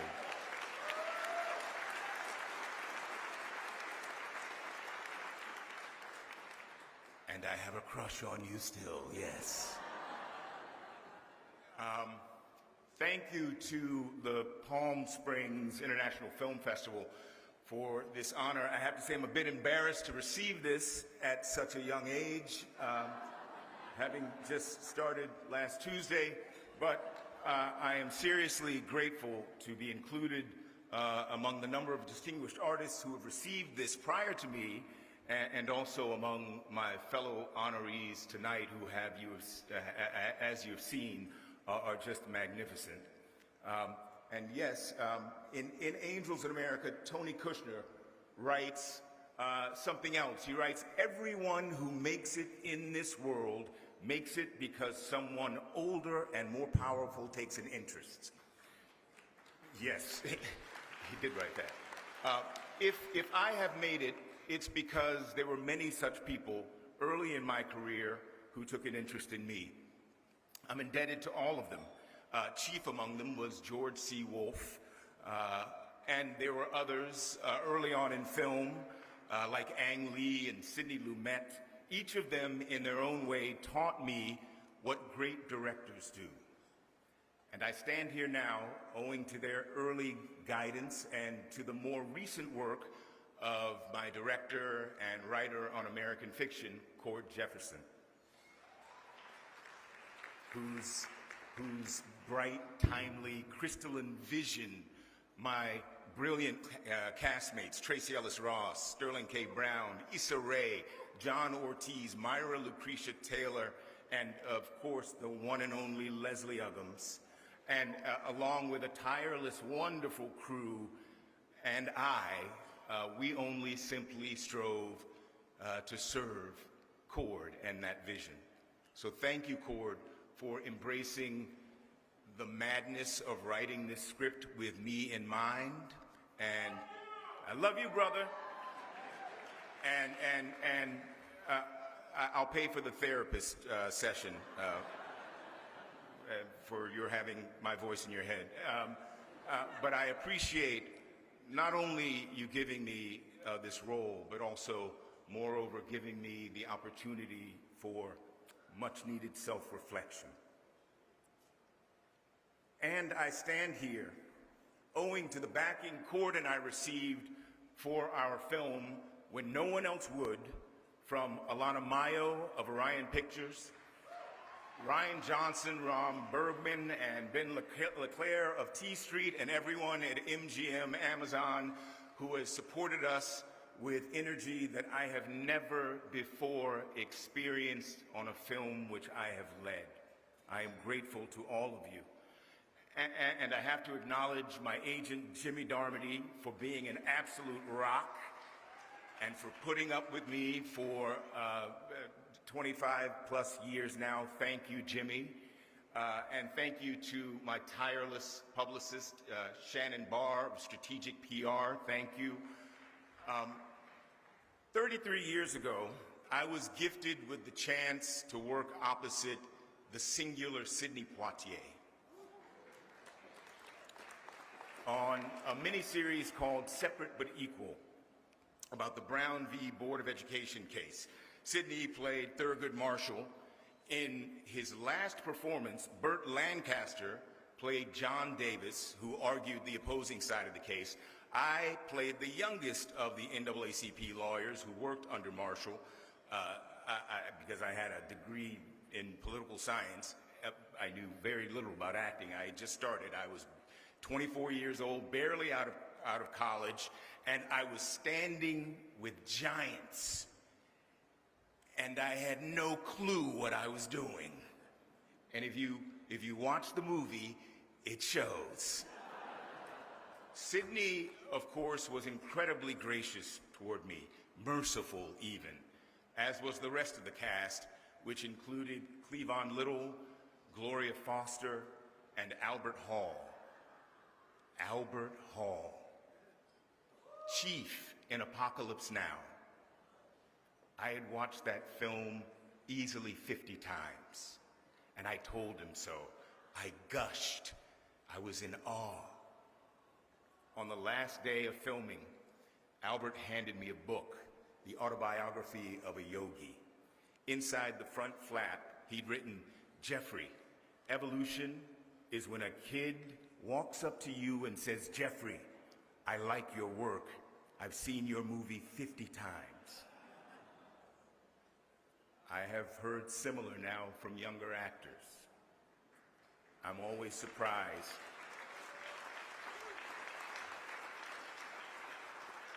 I'm always surprised and touched, and I think of that note from Albert Hall.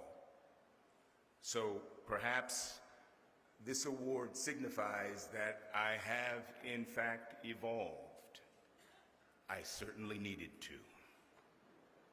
Thank you.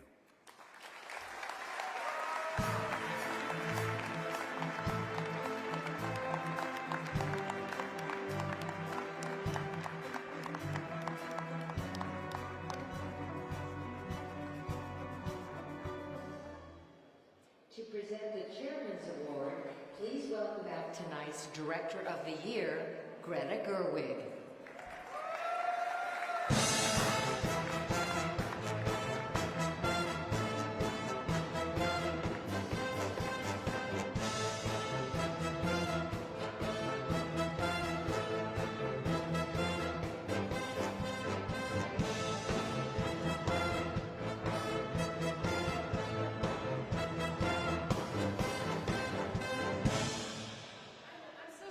Taken my shoes off, and that happened very quickly, and I didn't get them back on. But I'm back again and thrilled. So the only way I can describe the song, what I was made for, is that it is a gift. And as with the best gifts, it felt completely unearned and totally unexpected, but wholly perfect. I am not a musician, and I never will be, but I love music.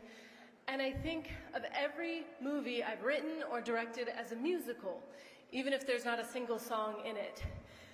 There is something about a coherence of a movie that when it's really working, that I feel like I can sing along to it. That's the only way I can describe it. What I am mostly is a music fan. And I have loved the music of Billy and Phineas since they started making it in the beginning. And I felt a kinship with them through fandom. The way they made their own music, their own way, in their bedroom because they had something to say. When their names came up for the film, I felt a lightning bolt. It was perfect, and not to mention a dream come true.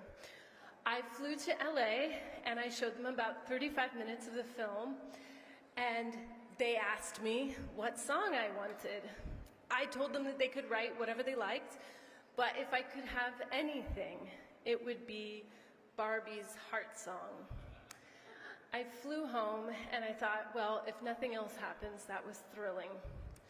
And a week later, I got a recording of the song. They texted it to me, which seemed too casual a medium for something so profound. I instantly played it, and then I sobbed, and then I played it for Noah, and then we cried together, and then I ran it up to the editorial, and I played it for all of them, and all of them cried. Suddenly, this missing puzzle piece of the film was in place. Mark Ronson and Andrew Wyatt took the song and then wove it into the score, and then we built the final montage to the song. It was everything I was hoping to say in the movie contained in this one song written by these genius youngsters. I cannot imagine the movie without it, and I can't even believe that I started shooting this film without knowing that I'd get it. But that's the magic of movies, the faith that the perfect people will come along and give you back what you didn't even know you needed. Once the song was in the film, I finally felt like I could sing along. Thank you, Billy and Phineas, and thank you to Palm Springs for recognizing them. And because I can't get enough of them, could we please watch this together?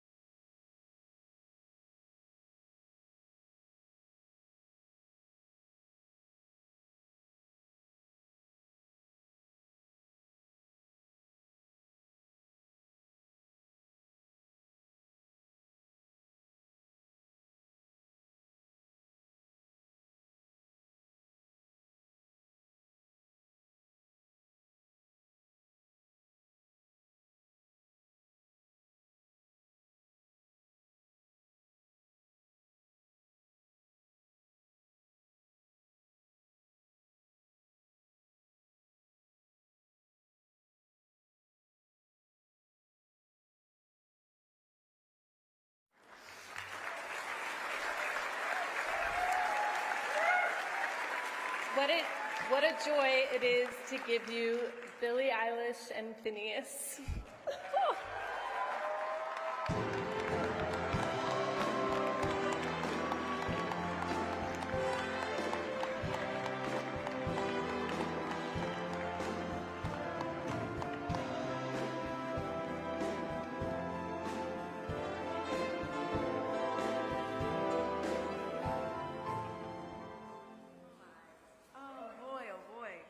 Thank you so much, Greta. I love you so much. You are really the best to ever do it. I am so in awe of you and everything that you are. We're such fans, and we have been for literally years and years and years and years and years. And it's so cool to stand next to you and do anything near you. You're the coolest in the world. Thank you very much. Hi. This is such an honor. I feel incredibly grateful and just excited to be here, you know, along all of you such famous people. It's crazy. You guys are, I don't know, it's cool. You're very talented people, and I appreciate you for sitting there and looking at me and listening to me talk. Thank you so much to the Palm Springs International Film Festival for this award.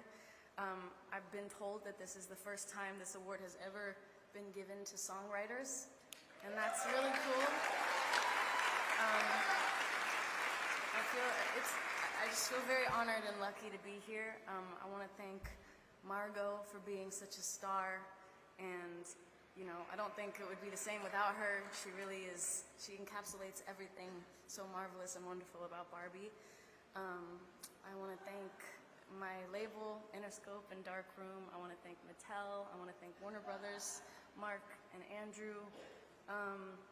There's so many people I would like to thank. I would really like to say that this award and all of any recognition that this song gets, I just want to dedicate to anyone who is, you know, experiences hopelessness and the feeling of existential dread and feeling like, what's the point and why am I here and what am I doing this for? And I think we all feel like that occasionally, but you know, I think if somebody like me with the amount of privilege that I have and the incredible things that I get to do and you know, be, and how I have really not wanted to be here. Sorry to get dark, damn, but I've spent a lot of time feeling that way, and I just want to say that to anyone that feels that way, be patient with yourself and know that it is, I think, worth it all, and I think that it's good to be alive now, and I didn't feel like that for a very long time, and especially when we were asked to write this song, I was in a dark episode, I guess, and things didn't make sense. Like life, I just didn't understand what the point was and why you would keep going, and you know, just questioning everything in the world. And honestly, like going to see the movie and being shown the small amount that we were shown, I was sitting there next to Phineas. It was just the two of us in this theater, basically. And I was just like watching Barbie, like say and feel things that I really, really, really resonated with and felt so close to, and I felt so seen, and I did not expect that. And I think that this movie is the most incredible, most empowering and beautiful and funny and just unbelievable piece of art in the world, and I'm so, so honored to be a part of it. And I want to let my brother talk for 1 second as well, but thank you very much. Well, I won't double up because we work with all the same people, and we have all the same people to thank, and those people include our two parents. We're related by blood, and you know, our parents were theater people before they were our parents, and they met on a flight to Alaska to do regional theater in 1984, and in the 90s they got married to each other and they decided to start a family, and they decided that it might be a good idea to move from New York, where they were doing plays, to Los Angeles to maybe do some things that would make some residual income, like film and television, and that didn't work out at all. And I think it underscored as children that it was okay to have dreams that didn't pan out the way that you thought they might. And it also underscored that the entertainment industry, like all industries, is fairly unfair. And I think a lot of people in this room, ourselves included, are incredibly lucky and privileged, and we still all know that it's unfair, and we still all have an incredibly talented friend or coworker who hasn't been afforded the same luck that we have. And we weren't raised by bitter people who hadn't gotten to achieve their dreams. We were raised by people who did nothing but encourage us to believe in ourselves and pursue the dreams and passions that we had. And I don't particularly know how they were able to do both of those things, but they were, and we'd be nothing and nowhere without our parents, and I love them so much.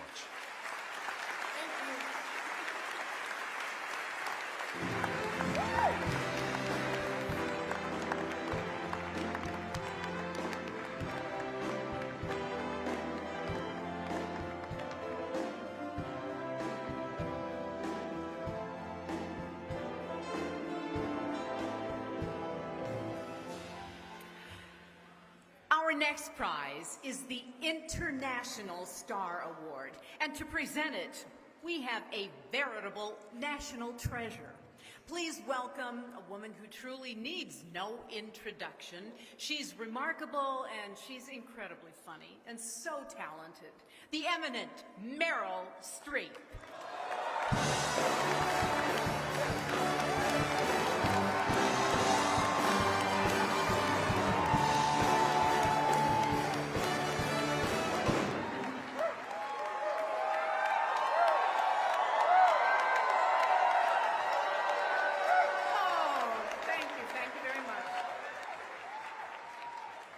Just want to say to Billy and Phineas that you have delivered the Barbie love bomb.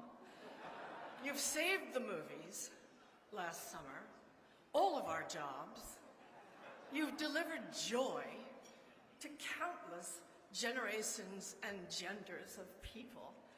And you should surf that wave, kids, until you're old and deserve to be jaded like me. I also want to say to Paul Giamatti, whose beautiful work in Holdovers is just stunning. I want to say to him that long ago, I also received the Icon Award. And it isn't really like being Jesus or Marilyn. You do get over it. And you get through it, so. I'm here for my beautiful friend, Carey Mulligan, who is the International Star of the Year. And I was thinking about this. If you were trying to identify the one essential quality that Carey brings to the wide and wildly varied characters she's played, it really is located in what she withholds from us. I mean, the emotion in her characters is always palpable and full and felt, but it's often tucked away and maybe disguised or hidden, you know, in reserve. I'm thinking not only of her gorgeous work in Maestro, but also in A Promising Young Woman and She Said and The Dig and Mudbound and Suffragette. It's that emotion that's tamped down and it's underground. It's like the smaller tremors that we get here in California. Not really measurable, you know. Nothing shakes. But you're aware that the earth is roiling below, and when that fault cracks open, she could bring your house down. That scene in Maestro, on Thanksgiving, which takes place in the bedroom of Felicia and Leonard Bernstein. It's shot from way across the room. We hardly see their faces. Carey's in a window, backlit. It's hard to see her. But it shakes you with the power of that eruption. It's a seismic explosion of feeling. And every single beautiful piece of it has been locked and loaded by the work she's done leading up to that moment in the film. All the, oh my God, the graceful years-long support of Leonard and the self-delusion and the humiliation swallowed, beautifully, painfully suppressed. All the action up to then takes place under her skin, behind her eyes. She's bound by her beautiful reserve until the earth quakes. This astounding sequence culminates in a scene where her rage turns most truthfully inward in a clear and hard-eyed, critical self-assessment. Who is fooling who? She asks her sister-in-law. Herself and us. From the time Carrie walks from that bus in Queens into this film, as Felicia, 24 years of age, she ages through the film invisibly almost, but I don't know how she does it, but exactly to 56. She contracts cancer. She succumbs to the cancer, and she dies. And she dies authentically, harshly, the way people do die. But the choices she made to die with her eyes open, looking out, and turned away from Leonard Bernstein. It's as if in those last seconds of her life, she didn't want him to hijack it once again. It's as if she devoted over half of her life to this man, but right now she wants to fly off alone. It's such beautiful, shocking work. It's craft, and it's married to genius acting.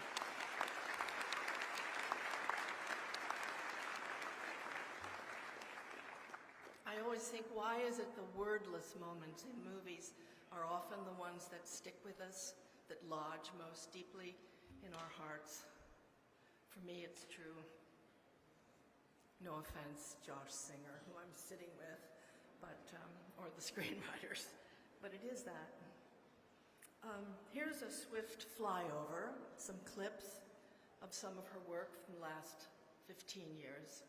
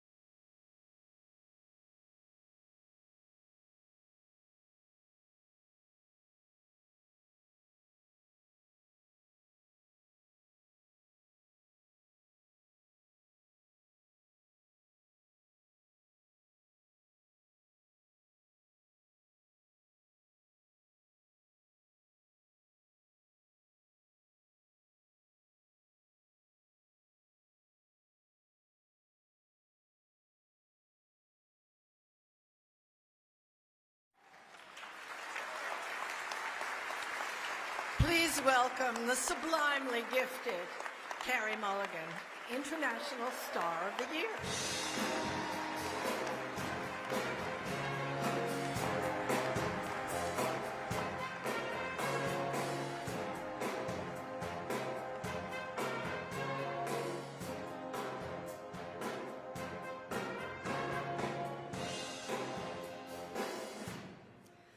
Hi.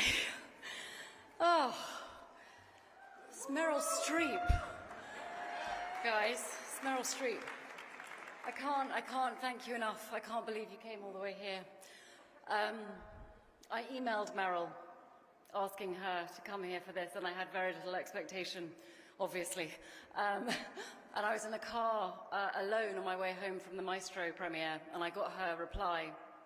And I opened it expecting, you know, I can't, sorry, Christmas, etc. And she said, of course, darling, I'll throw on a frock and I'll drive down.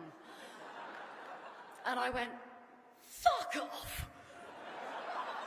And my driver looked at me like I was personally offending. I mean, he was horribly offended, and I had to apologize and say, I'm so sorry, but I just, Meryl Streep's, anyway.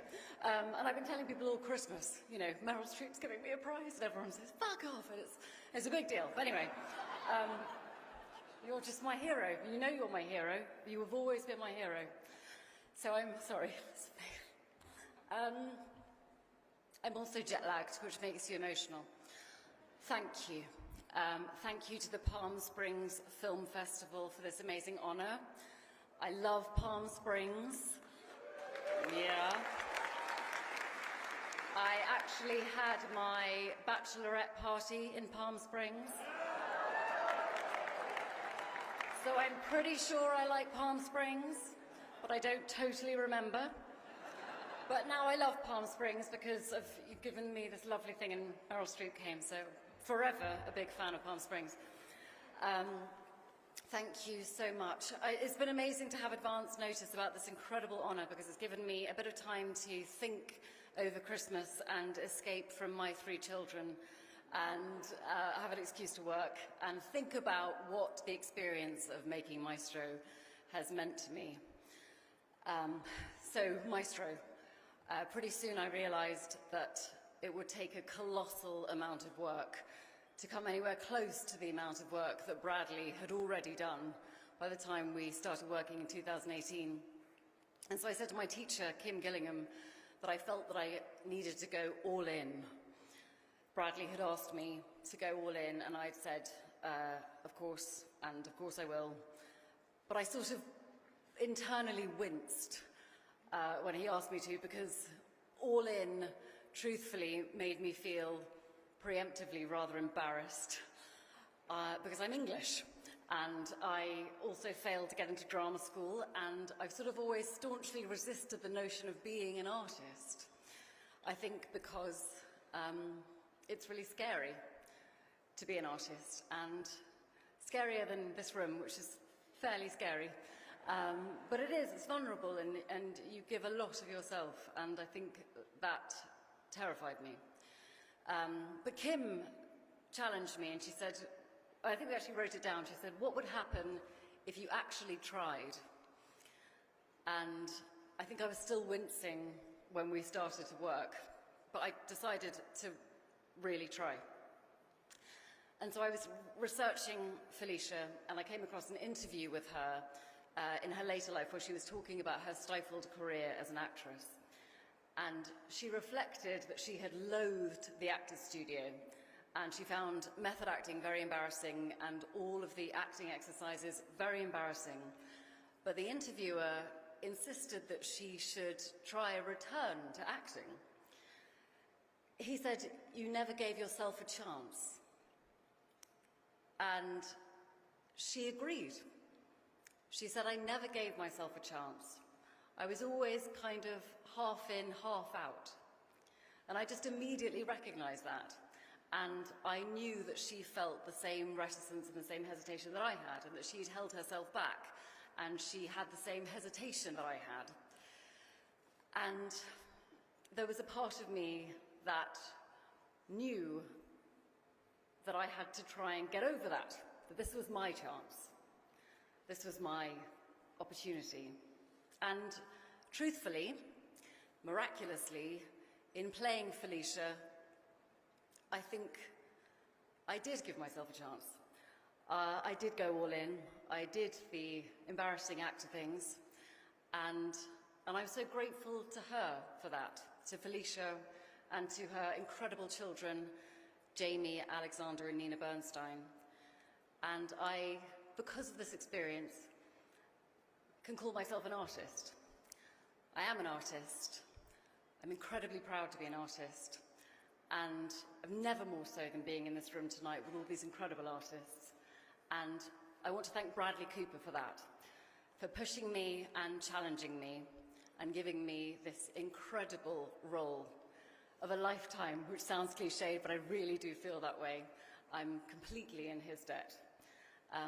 Thank you so much for this amazing honor, and thank you for allowing me to be in a room with such incredible people, and have a wonderful rest of your evening.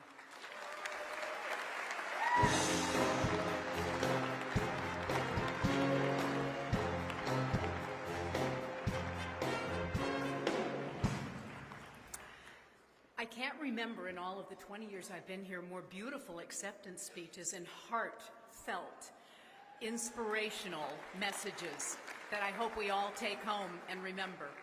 The time has now come for our final award of the night, the Vanguard Award. Would you please join me in welcoming Osage Nation Principal Chief Jeffrey Standing Bear, Tolly Redcorn, and Osage Nation Princess Lulu Goodfox.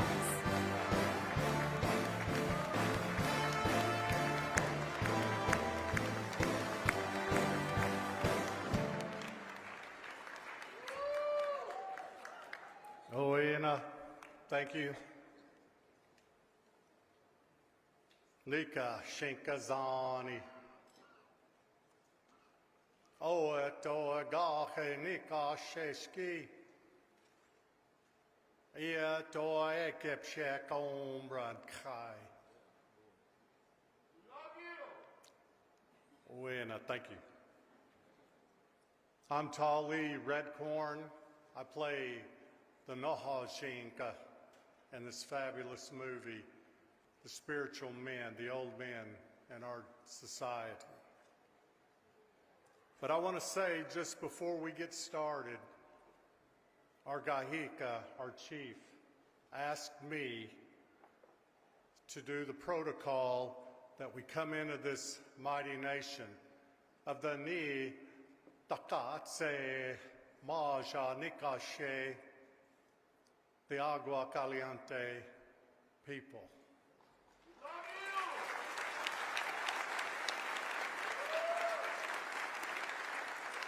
And he wanted to express his gratitude and their open hearts and their invitation that we might eat together, fellowship together as a nation to nation.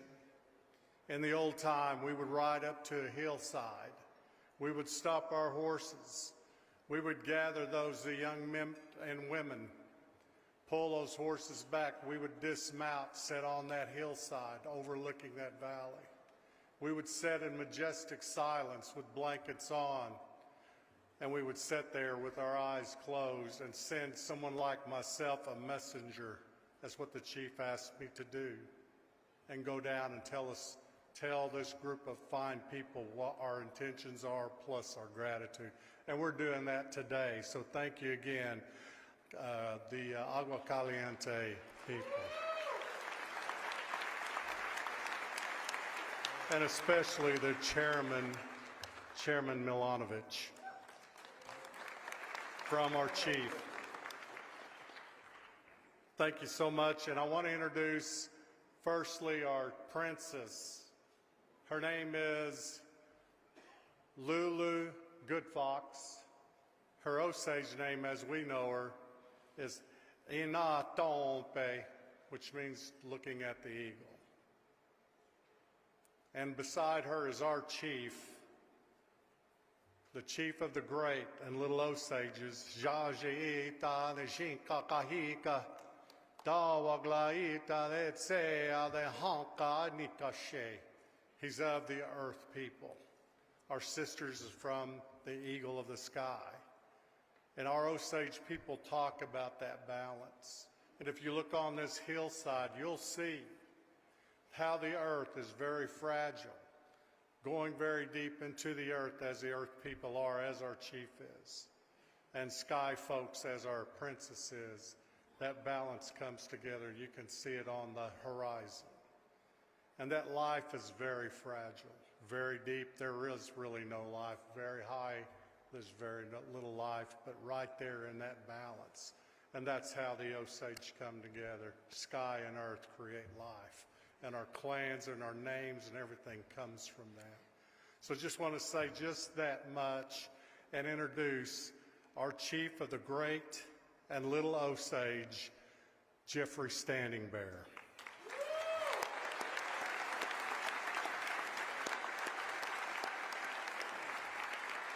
It's an honor to be here as Principal Chief of the Osage Nation. I'm honored to be here to introduce Martin Scorsese to receive the Vanguard Award on behalf of his and the tremendous cast work on Killers of the Flower Moon. For the Osage people, nothing is more precious to us than our Wajaje language, our culture, and our songs, and we are very cautious about trusting anyone with them. Many years ago, when we learned that David Grann's book was being made into a movie, we reached out as a community to Martin Scorsese and the producers to voice our concerns and offer to work with them. We were relieved to find that Marty and the filmmaking team were eager to listen and to create Killers of the Flower Moon in partnership with the Osage people.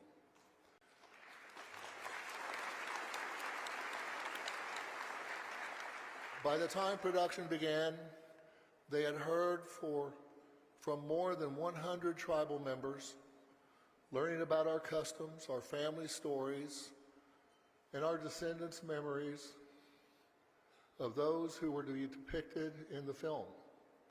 What you see on screen is a reflection of the collaboration and collective work towards a united vision of authenticity. The clothing you see is traditional Osage clothing. The language you hear is Osage, and is still spoken today and taught by our Osage Nation Language Department.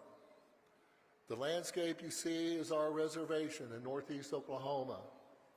The cast also immerse themselves in Osage culture and language, and never in my wildest dreams did I ever think I'd see the likes of Robert De Niro and Leonardo DiCaprio speaking in the language of our tribal nation.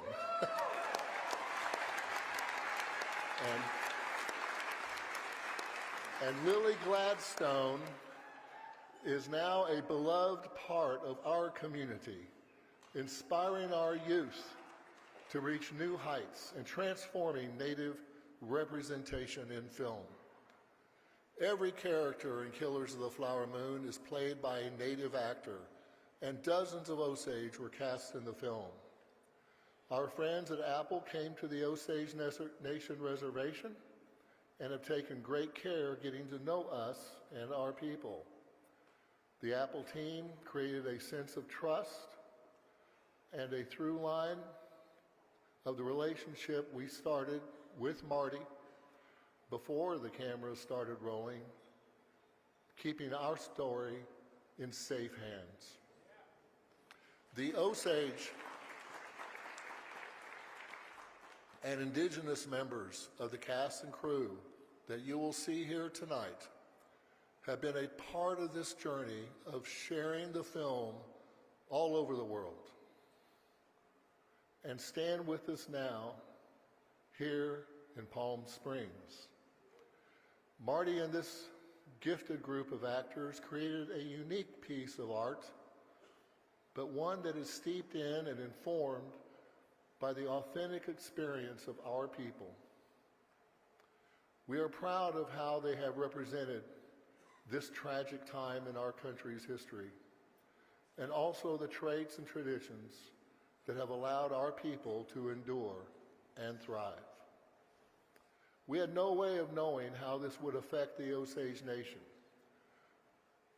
but it is my belief that by divine intervention, our paths didn't just cross, they joined together, creating a symbiotic relationship between our community, Marty, and the whole cast that resulted in the masterpiece, Killers of the Flower Moon.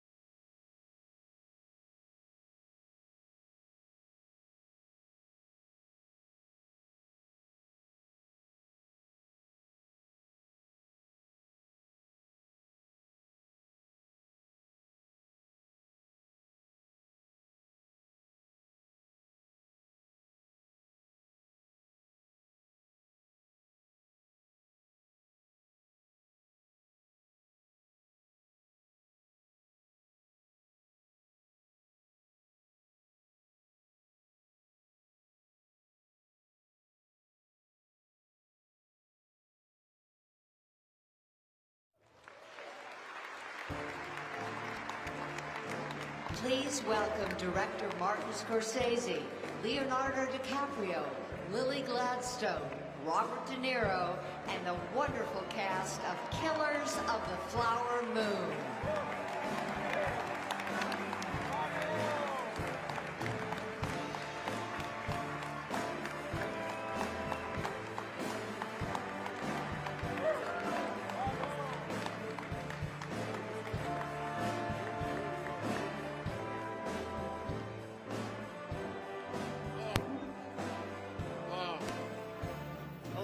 Hello, Palm Springs International Film Festival. Yes. Well, I thank you. I thank you so much.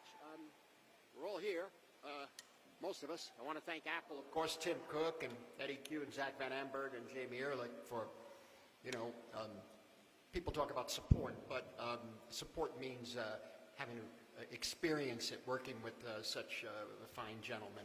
It really was an amazing time. I mean, I can't tell you how much it means to me to be here today with the group up here.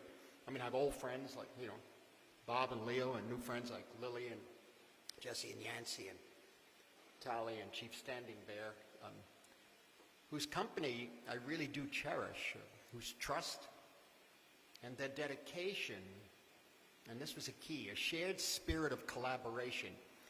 This moved me so deeply in the making of this picture. And over the years, I've been given the grace to make a bunch of movies. That's true, a few pictures in my life. And every one of them, I put myself into, every one of them, as much as possible, for better or for worse. In a sense, though, the process of making a movie is always the same. The preparation, the planning, the anticipation, and there's the momentum. But on a human level, Every picture really becomes a different experience. And I'll tell you a little about the making of Killers of the Flower Moon. For a number of reasons, this picture had a long gestation period. Two principal reasons were because of the visual effects of the CGI and youthifying our actors in Irishman. That had to go first, because the longer we waited, the more CGI. So that would be too much. And as we were doing that, we were still working on Killers, Eric Roth, myself, everybody. And then we were hit with COVID and the lockdown. And this was an endless period of solitude, but it was forced solitude, and still was in my mind. I still worked in it, but I felt desperate to get back to work. But, you know, like a lot of us, we just didn't know if we were going to come out of it alive.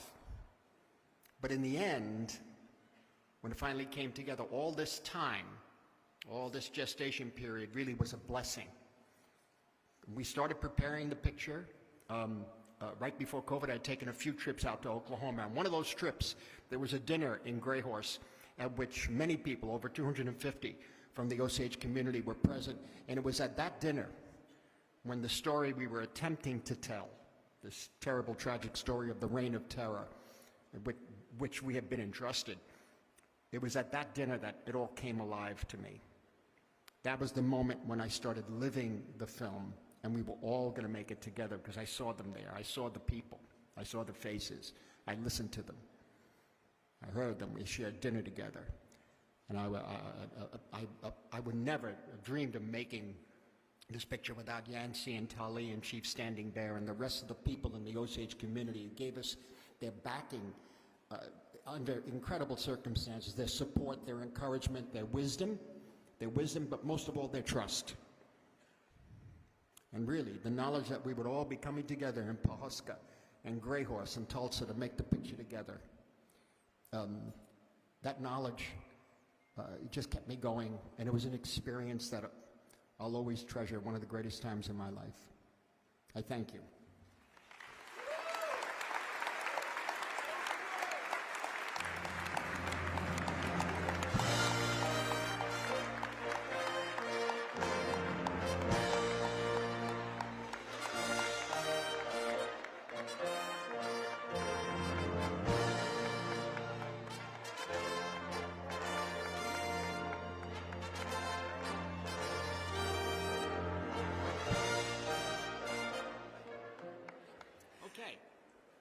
I've never had this opportunity to stand next to Marty and say this. And that, ladies and gentlemen, is a wrap. Is a wrap.